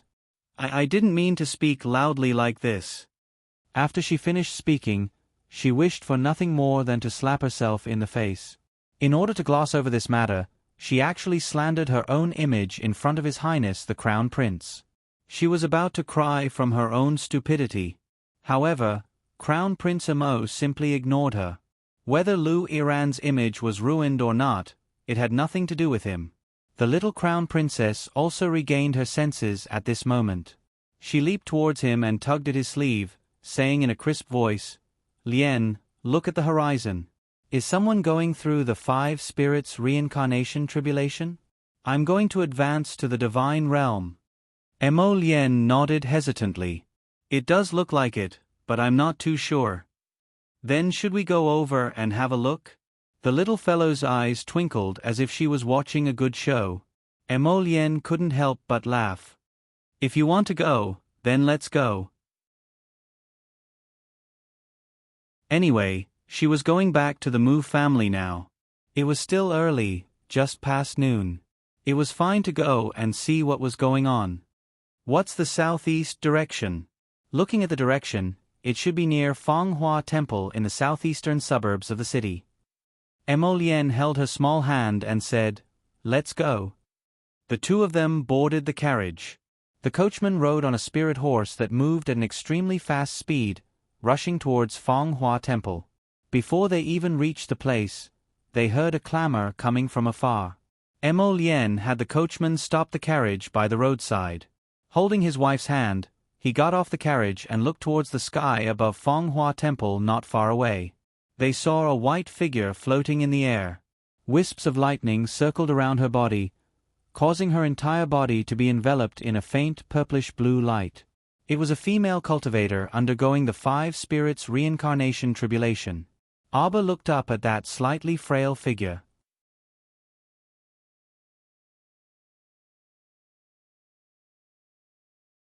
Chapter 33:20. Actually, she didn't know this woman. She heard that when female cultivators went through the 5 spirits reincarnation, they had a much higher failure rate than male cultivators. She just didn't know if the one in front of her would. Just as he was lost in thought, a bolt of lightning struck the female cultivator from the sky, knocking her down several feet. The female cultivator barely held her breath and hung in the air. However, in less than a second, she spat out a mouthful of blood. Boos immediately sounded from all around. There were 200 to 300 cultivators watching, men and women of all ages. However, the expressions on the faces of the female cultivators didn't look too good. This female cultivator, who was at the peak of level 15 Great Spiritual Master, was also a little famous in Dragon Flame City. Everyone felt that the arrival of her 5 spirits reincarnation was a matter of course. After all, this person had been at the peak of level 15 Great Spiritual Master for a full 40 years. It was only a matter of time before she could become a god-level cultivator.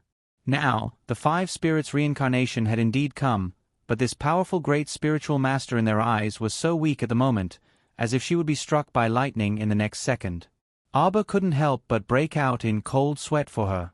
That old thing Heavenly Tao is up to no good again, right?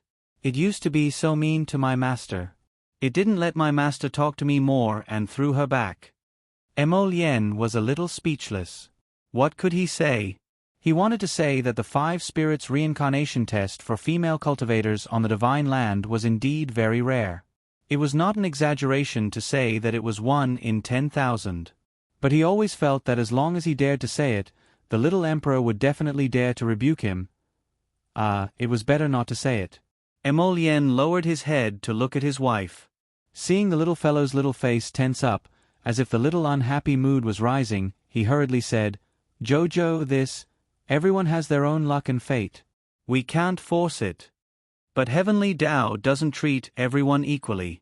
It's too harsh on us women. Why could male cultivators pass the 5 spirits reincarnation smoothly, but female cultivators had such a hard time even passing the lightning tribulation? But then again, the lightning tribulation that struck her the day before didn't seem to have any power at all. After a couple of weak and crooked strikes, it disappeared without a trace as if it was just a casual strike. What kind of logic was this? Actually, the most terrifying thing isn't the lightning tribulation. The 5 spirits reincarnation requires one to pass through the trials of wood, thunder, water, fire, and earth. The hardest one is the fire tribulation, or even the thunder tribulation. The might of the heavenly fire is unparalleled. If we're unlucky, the lightning and fire will strike at the same time. Emolien didn't say anything, but the little girl's face turned even uglier. She faintly saw a trace of red light on the horizon. Could this be the great tribulation of thunder and fire that Emolien had mentioned? Abba looked up at Emolien. The latter looked at her innocently. Naturally, he felt a little embarrassed in his heart. He didn't expect his crow's mouth to be so clever. He had just mentioned the thunder-fire tribulation, and the thunder-fire tribulation had already arrived. What a pity. I'm afraid Sister How will die here today. The thunder-fire tribulation is already here. My God, what should we do? Sister How's defensive spirit artifact has already been broken. What will happen if she can't withstand this thunder-fire tribulation? The little fellow couldn't help but shout. Emolien hugged her and said helplessly, Jojo, you know.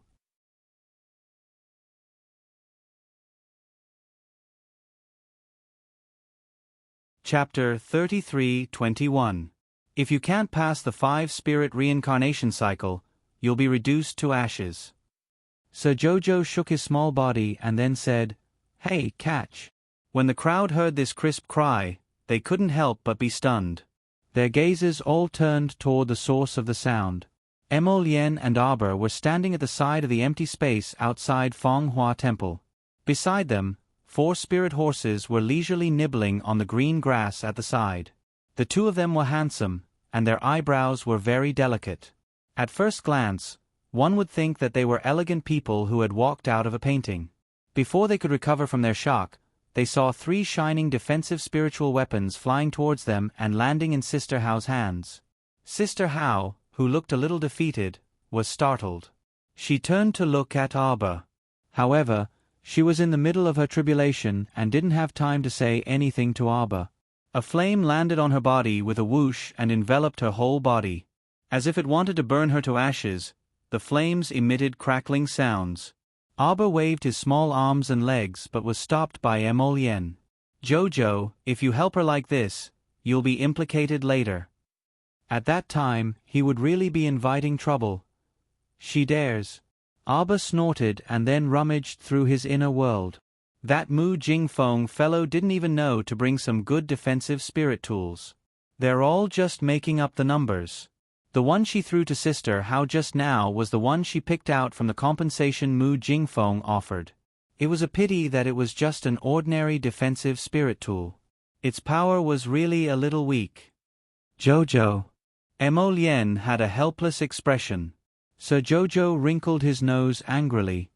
Why does a woman's tribulation have to be reduced to ashes at the slightest provocation? The success rate is only 1/10,000th of you men's? Since I've encountered her, I must ensure that she passes the tribulation safely, the little fellow said with an unconvinced expression. Emolien instantly felt even more helpless.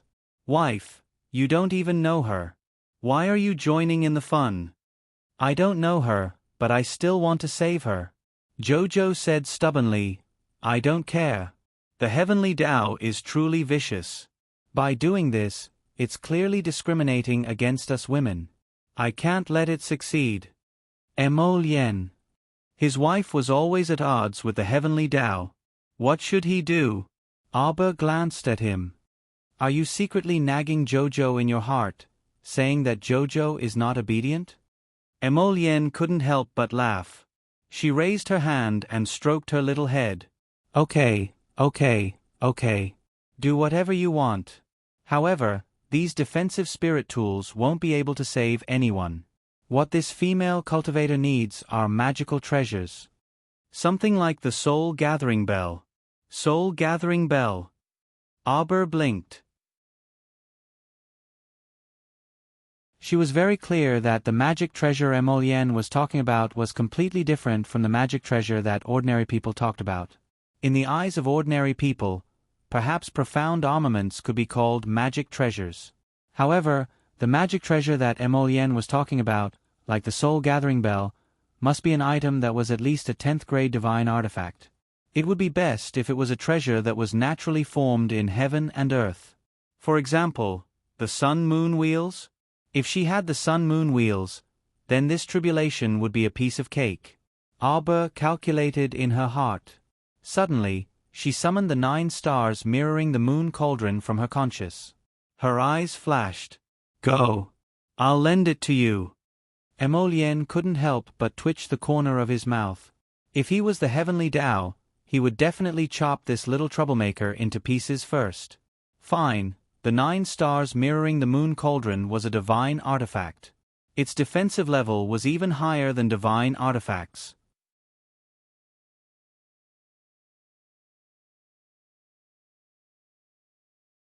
Chapter 33-22. Naturally, the 9 stars mirroring the moon cauldron was much more effective than the Soul Congregation Bell. The little fellow had actually lent it to her. All right, looks like he's determined to save this female cultivator's life. At the same time, the 9 stars mirroring the moon cauldron transformed into an enormous cauldron that swiftly enveloped the female cultivator. At the same time, the terrifying tribulation of lightning and fire descended in a mighty manner. Everyone felt an expanse of violet light and crimson-red light revolve before their eyes, and it was like a 3,000 m tall waterfall that flowed down. The lightning and fire condensed into a waterfall that instantly smashed onto the 9 stars mirroring the moon cauldron. An enormous shaking bang sounded out by their ears as the endless lightning and fire followed along the tribulation clouds in the sky and meandered down. Rumble! All of them smashed onto the 9 stars mirroring the moon cauldron. 4 stars swiftly lit up on the 9 stars mirroring the moon cauldron, and it was even to the extent that the little fellow's sharp eyes suddenly noticed that the 9 stars mirroring the moon cauldron was surrounded by a glazed luster as if it was sucking in large mouthfuls of the energy of lightning and fire, and it was so comfortable that it wished for nothing more than to dance with joy. Such a saint artifact naturally had a spirit. Although this artifact spirit was still extremely weak, the joy it conveyed to Arbor caused Arbor to instantly realize that this 9 stars mirroring the moon cauldron was actually able to absorb the energy of the 5 spirits of heaven and earth. Moreover, Miss Chow was simply stunned when she saw the 5th star on the cauldron swiftly light up. So my stubbornness in wanting to save her actually allowed the tiny cauldron to obtain benefits. Sure enough, kindness was rewarded. Lord Jojo instantly felt a sense of satisfaction. This was truly a pleasant surprise. At this moment, the exhausted Hao Fei couldn't help but heave a sigh of relief. She was enveloped beneath the 9 stars mirroring the moon cauldron, and she was able to clearly sense that all the lightning and fire that descended from the sky were all blocked by this cauldron. She didn't dare think too much and hurriedly sat down cross-legged before withdrawing a spirit pill from her inner world with trembling hands and swallowing it. After that, she hurriedly made the best use of her time to close her eyes and cultivate as she wanted to make the best use of her time to recover some strength. For the sake of this 5 spirits reincarnation tribulation, She'd actually been searching for defensive spirit artifacts and various types of spirit artifacts to protect herself since a year and a half ago. Furthermore, she had already discussed this with the abbot of Fenghua Temple and requested the monks of the temple to protect her and strengthen her defense. However, even if he was fully prepared, he could not resist the destructive pressure of the heavenly Tao. She had gone through the wood, water, earth, and lightning tribulations. Actually, by the time she reached the lightning tribulation, she was already completely exhausted and felt that she might die at any moment. Therefore, she gritted her teeth and persevered. Finally, the lightning tribulation came to an end. Now, all she had to do was endure the fire tribulation. However, what made her despair was that the great tribulation of lightning and fire had arrived. Lightning and fire tribulations were truly rare. When the 3,000 male Xiuzhe went through the 5 spirits reincarnation tribulation, not even one of them would encounter the tribulation of thunder and fire. However, she, Hao Fei, had encountered it just like that. He had to admit that his luck was pretty good. Just when she thought she was about to die, a little girl actually helped her. The 3 defensive spirit tools that the little girl threw at her were already good enough. She calculated that they might be able to resist for a while, so she had to make the best use of the time to recover. But to his surprise, the little girl threw another cauldron at him. This would be a huge help to her. Aya, the Divine Continent's 5 spirits reincarnation tribulation's harsh rules for female Xiuzhe made me suffer a lot in the past.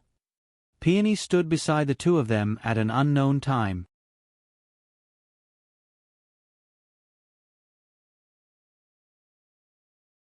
Chapter 33-23. She reflexively wiped her tears and said, "Jojo, it would have been great if Sister had met you back then.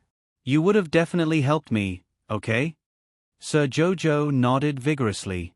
The Peony Fairy couldn't help but burst with joy.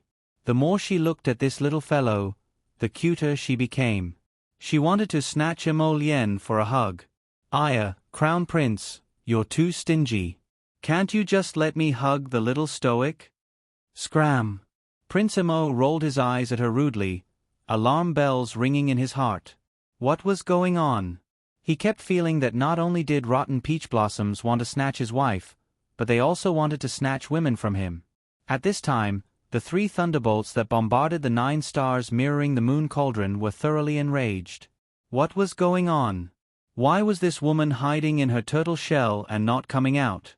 The thunderbolts in the sky instantly turned around and aimed at Sir Jojo.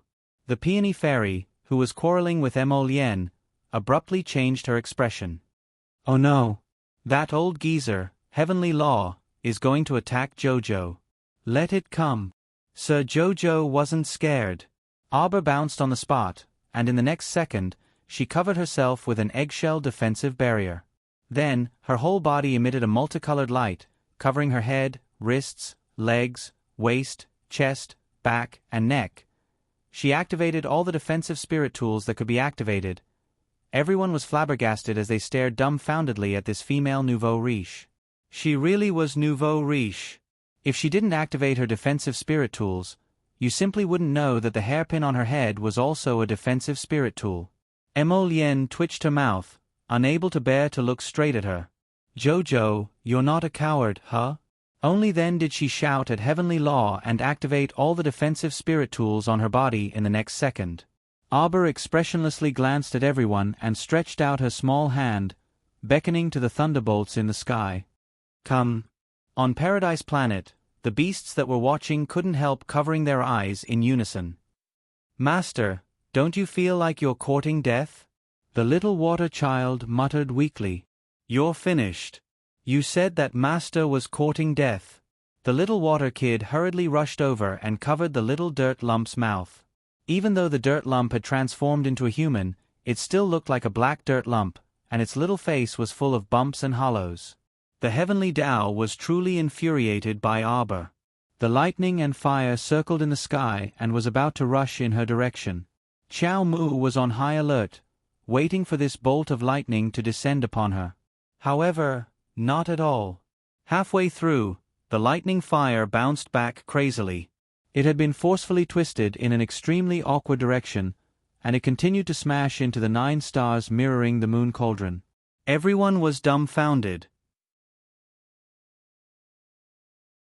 They looked at each other, and their eyes were filled with confusion. Could it be that their eyes were playing tricks on them? Wasn't the lightning fire tribulation supposed to teach the little girl a lesson?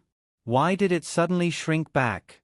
Auber expressionlessly looked at the lightning fire that had shrunk back and continued to strike Hao Fei with all its might. This fellow seemed to want to vent all its resentment and anger on Hao Fei. Unfortunately, Hao Fei was also hiding in the 9 stars mirroring the moon cauldron. It couldn't burn or strike her at all. The lightning fire churned violently between heaven and earth, showing more and more signs of going berserk. Hao Fei quickly adjusted herself, then immediately crawled out of the 9 stars mirroring the moon cauldron and laughed at Auber heroically. "Little girl, thank you."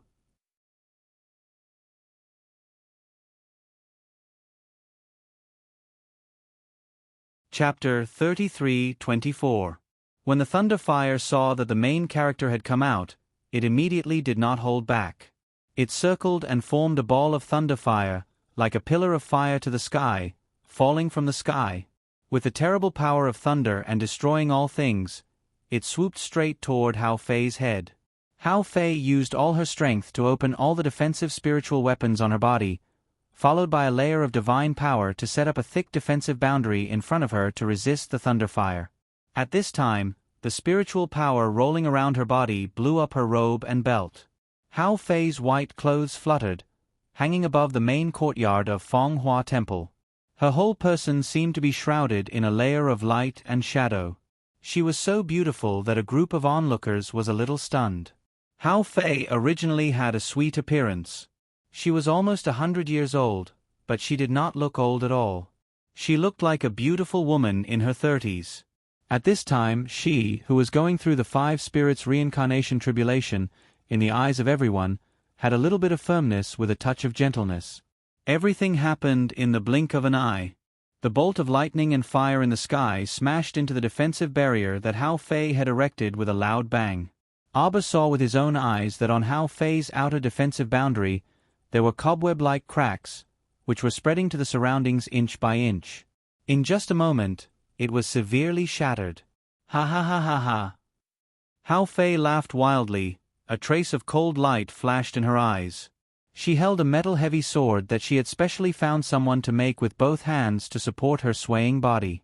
Who said that the success rate of the 5 spirits reincarnation tribulation is only 1 in 10,000 for us female practitioners?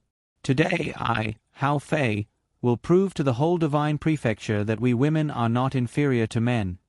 Before, when no one helped her, although she desperately thought that she might die, she still held on to her last breath and fought against the evil heavens no matter what.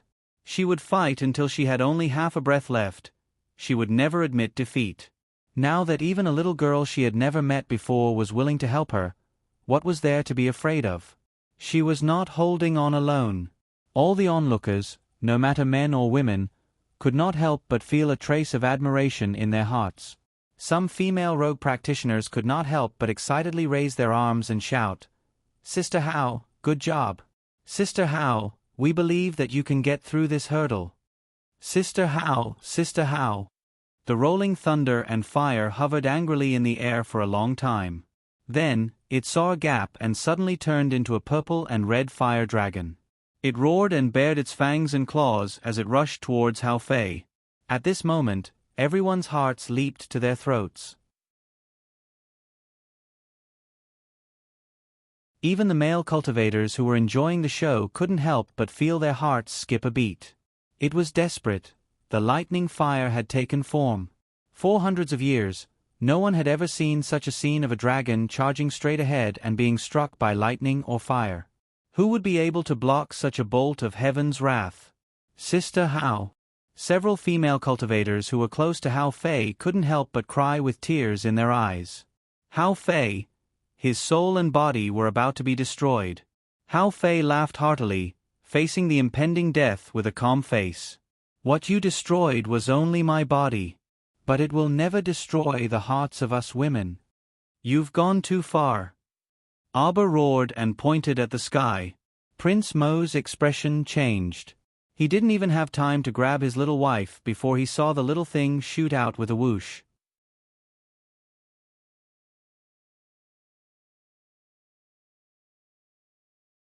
Chapter 33:25. An extremely fast figure streaked across the sky like lightning and instantly appeared in front of Hao Fei. Raising her small fist, Miss Chao's face was filled with anger. The heavenly Tao was obviously taking revenge. Who could go through the 5 spirits reincarnation test and still face the once-in-a-century lightning fire transformation? How could the pitiful female cultivator in front of her block such a fierce lightning fire dragon?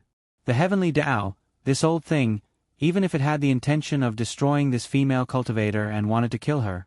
Everyone was shocked and took a few steps back.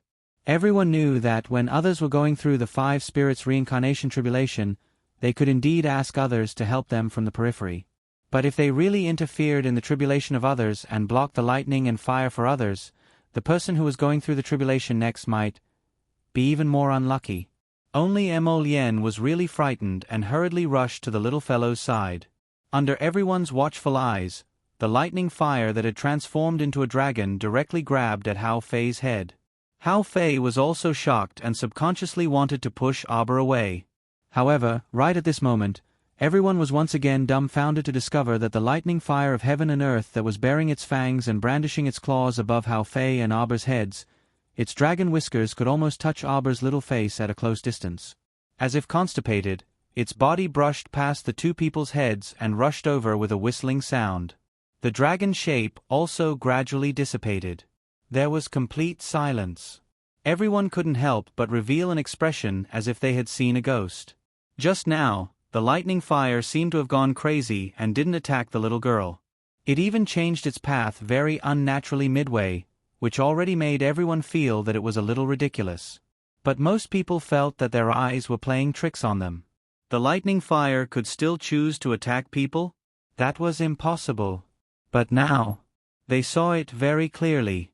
The lightning fire really selectively avoided the little girl. Because the little girl rushed in front of Hao Fei without any reason, in order to avoid her, the lightning fire could only reluctantly disperse along with the dragon's momentum that it had accumulated to a large extent. At this moment, Hao Fei's body erupted with a brilliant light. She felt as if her entire body was bathed in holy light. The pores on her body seemed to have opened up, and the pain from her injuries was slowly being healed by this dense light. He has advanced. I've successfully advanced. Everyone looked at the virtual 5 spirits roulette disc rising from Hao Fei's feet and couldn't help but exclaim in unison. On the 5 spirit wheel, there was only one flame that was transparent and slowly burning. This meant that Hao Fei was originally a fire spirit master, and now all of her spiritual energy was undergoing a rapid transformation within her body. The spiritual ruin realm was also advancing towards the divine ruin realm. Hao Fei had really succeeded in advancing. Arbor's eyes slightly brightened. At this time, he didn't notice that the cluster of thunderfire was angrily wagging its tail and running away. The 5 spirit roulette disc finally disappeared from under Hao Fei's feet. What replaced it was a bright and dancing flame that swayed under her feet and then disappeared. The brilliance on Hao Fei's body slowly faded. Her pair of eyes slowly opened. Her eyes emitted an incomparable self-confidence and infinite gratitude towards the little girl when she turned around. Those female practitioners who were on good terms with Hao Fei couldn't help but cheer.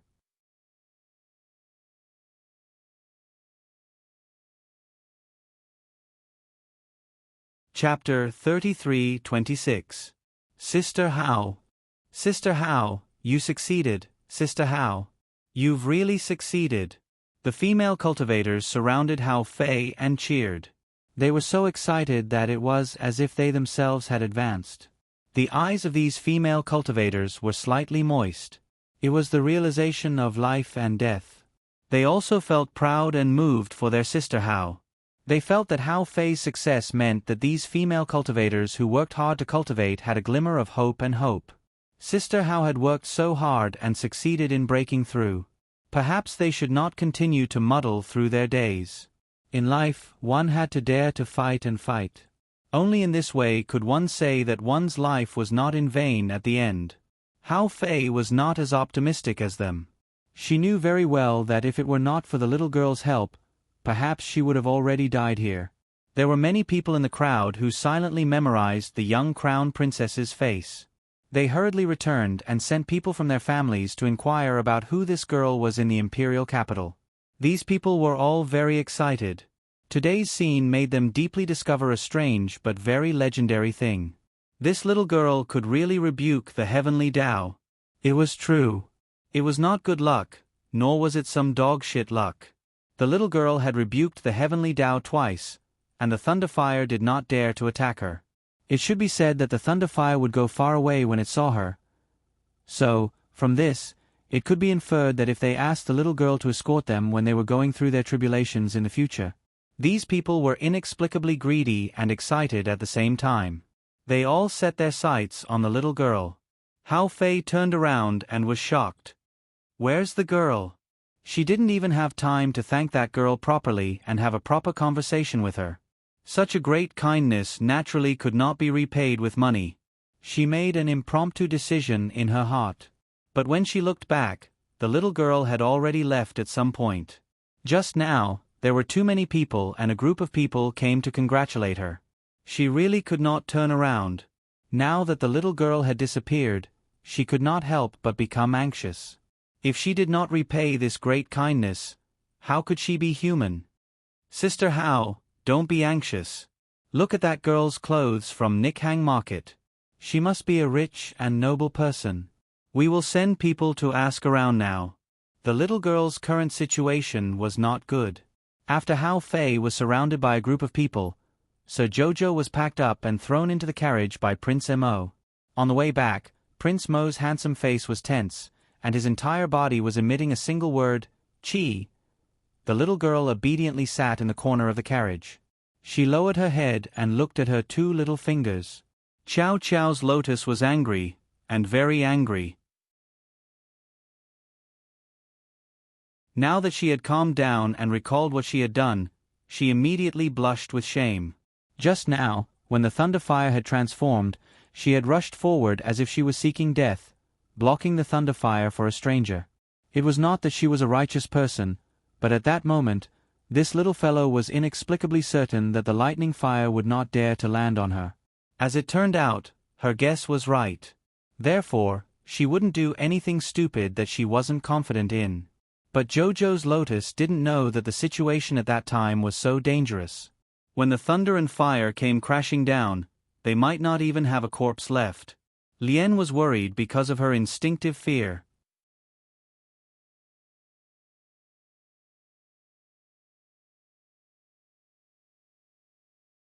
Chapter 33:27. So, actually, she should explain it to her husband now, right? Abba stole a glance at her husband and nimbly crawled 2 steps towards him. She placed her hands on her knees and knelt obediently for a while. She saw the man pursing his thin lips and sitting there with his head tilted to the side. He was calmly pouring tea, and his gaze never once looked in her direction. Lord Jojo hurriedly sneaked a few steps towards him and knelt obediently again. Only a glimmer of light peeked out from the corner of his eyes as he glanced at him. No reaction. Abba stuck out a little finger and secretly poked his arm. Still no reaction. What should she do? The atmosphere was now a little awkward. Abba did not give up and reached over again to tug at his sleeve. Seeing that he was still ignoring her, she hurriedly tugged at it a few more times. Rip. Abba looked at the half-piece of cloth in her hand and looked at him with a slightly speechless expression. She said dryly, This cloth is not very good. She did not use much strength. How did it tear? Mo Lien abruptly turned his head, glaring at her with his phoenix eyes that contained a bit of anger. He grabbed her little chin with one hand and said in a low voice, Do you know how dangerous it was just now? You dared to take such a risk just to save a stranger? The moment you rushed out, did you think about me? The little fellow was shocked and hurriedly rushed over to hug him. She said in a small voice, I think nothing will happen. Really nothing will happen? Mo Lien narrowed his phoenix eyes. His eyes seemed to be filled with a violent storm in an instant. If you lose a single strand of hair, guess what will happen to that person today? His voice was cold and heavy. Abba saw that something was wrong. Her husband was boiling with anger today. In the past 10 years, in the past 7 or 8 years, he was only this angry when she disappeared to Paradise Planet and reappeared. Abba thought about it and felt that she was indeed a little wrong. She said in a small voice, I am really confident. You see, the lightning fire did not even dare to hit me before. Emolien's eyes flashed with anger. Stop talking. Just because the lightning fire didn't dare to strike you once before, you think it won't dare to strike you again? Expansion. That was the heavenly Tao. This little guy was really too bold. He closed in on her.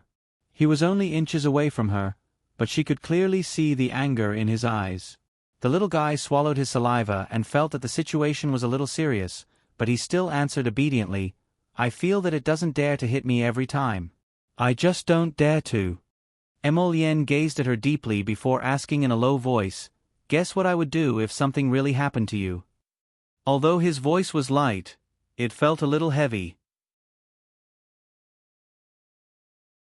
In the depths of those dark eyes, there seemed to be 2 deep whirlpools spinning rapidly, and a terrifying restlessness raged in the depths of those eyes. Abba felt his heart tremble slightly. His big eyes looked around, but he didn't dare to look at him. Jojo's lotus looked a little scared now. The carriage stopped in front of the Mu estate. Emolien's handsome face was gloomy. He grabbed Abba's little hand and dragged her out of the carriage. His 5 fingers tightly clasped her little hand, holding it tightly and tightly. His hand was like a furnace. Sir Jojo's palm was a little sweaty from the warmth of his hand, but she didn't dare to throw his hand away.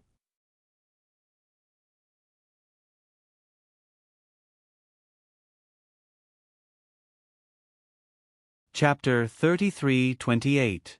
She wasn't a fool. If she were to add fuel to the fire now, wouldn't she be angering this man even more? The 2 guards at the door hurriedly stepped forward and respectfully greeted Your Highness the Crown Prince. Following that, they were shocked by the Crown Prince's cold gaze. His Highness's gaze was filled with murderous intent, as if he wanted to lash out at the heavens and the earth. The 2 guards were so frightened that they trembled all over. How would they dare to speak? They retreated several steps and stood to the side with their heads lowered.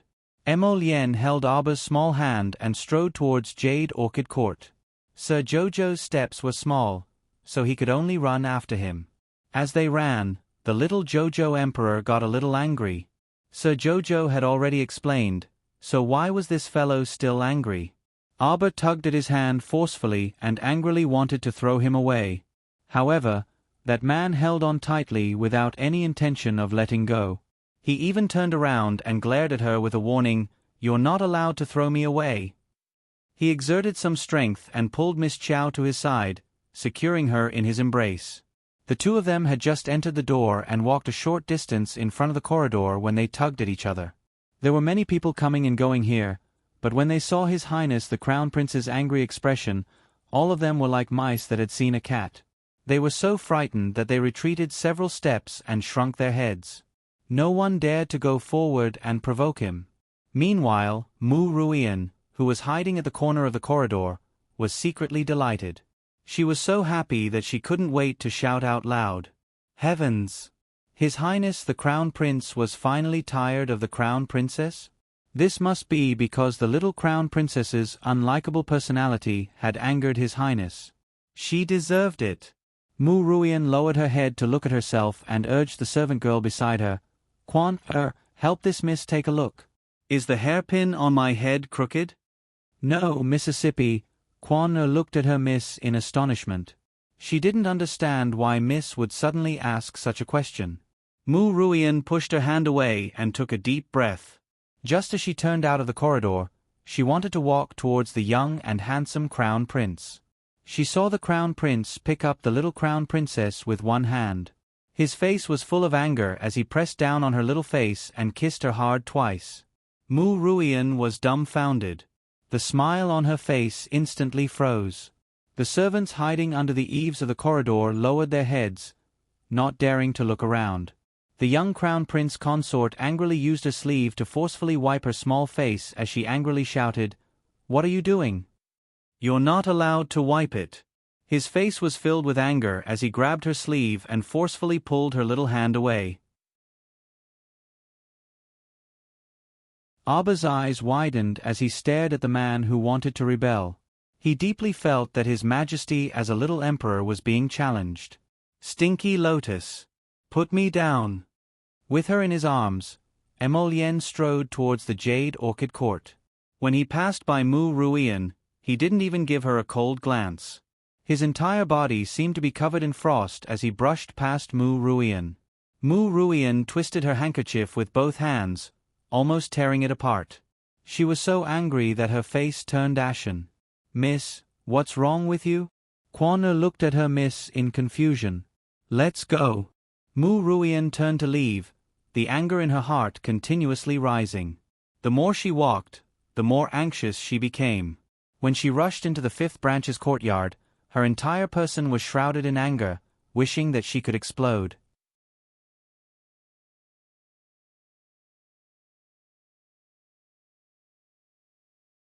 Chapter 33-29. The young couple naturally didn't know what Mu Ruian was thinking, nor did they have the intention to find out. On this side, Emolien was rushing towards Magnolia Pavilion with his wife in his arms. Along the way, everyone who saw him wished for nothing more than to give him a wide berth. Sir Jojo was held in his arms, unable to move her limbs. She was so angry that she raised her head and bit his chin. "If you yell at me again, I'll go back to my parents' home." The crown prince felt a little pain from her bite. He didn't need to touch to know that there were a few bite marks on his chin. He lowered his head to look at her and said unhappily, "So this is your parents' home." Abba was also confused by her anger. She still thought that she had returned to the Eastern Palace. "You?" She thought for a moment and pulled her hands out of his arms. She frowned and complained, "Don't think that Sir Jojo doesn't have a temper." Emolien reached out to hold her little face, feeling both amused and annoyed. He narrowed his eyes and said with a half-smile, "It's me who spoiled you to this extent. You can charge forward without a care in the world in front of the heavenly Tao's lightning fire." "Yes. It's your own fault," Abba added. Then, she felt that there was something wrong with her words. The two of them looked at each other furiously. They felt that it was a little funny. Emolien looked at the little girl who was staring at him with her eyes wide open. For a moment, he was anxious and annoyed. His mood couldn't help but fluctuate. Thousands of words turned into a surging kiss, fiercely pressing down on her little mouth. "Why are you so annoying?" He leaned against her lips and murmured, "If this goes on, sooner or later, I'll get sick because of worry, fear, irritation, uneasiness, and all kinds of emotions." "You're the annoying one." Abba grabbed his hair and pulled it hard in her little fist. She shouted angrily, "I already told you, the lightning fire definitely can't do anything to me." "You're annoying." After crushing her lips with his, Emolien immediately sensed that this wasn't punishing the little lady, but rather punishing himself. His entire body was about to be set on fire. His eyes were filled with turbulent black waves as he stared fixedly at her. "Do you know how many people were following us just now?" She spat out the words through gritted teeth. "Do you know how many people were following us just now?" Abba instinctively reached out and wrapped his arms around Lucien's neck. "Someone is eyeing my ability?" After all, being able to help a cultivator at the peak of the spirit realm successfully overcome the tribulation of the 5 spirits was simply too shocking. Emolien must have sent someone to deal with those tales. "I don't care if you really have extraordinary strength to resist the might of the heavenly Tao." Emolien drew close to her small face, his gaze roving around her face as he remarked dryly, "If I see you risking your life for some irrelevant people again, I'll do it." "Die. She. All. Home." Abba widened her eyes slightly and said in exasperation, "You're being unreasonable." "I've never been a reasonable person," Emolien said indifferently. "I'm just being reasonable in front of you." Why did he need to be reasonable? He only needed to give an order and people would follow it. If anyone was in danger of losing Jojo, he would make them lose everything. If anyone wanted to consign him to eternal damnation, he would make the first move and end their life right here. Abba. He smiled faintly and reached out to stroke her little head gently. Remember. Lord Jojo nodded gloomily. You're tuning in to the Narrate and Escape YouTube channel. Don't forget to subscribe and join us on this journey to catch the most captivating stories.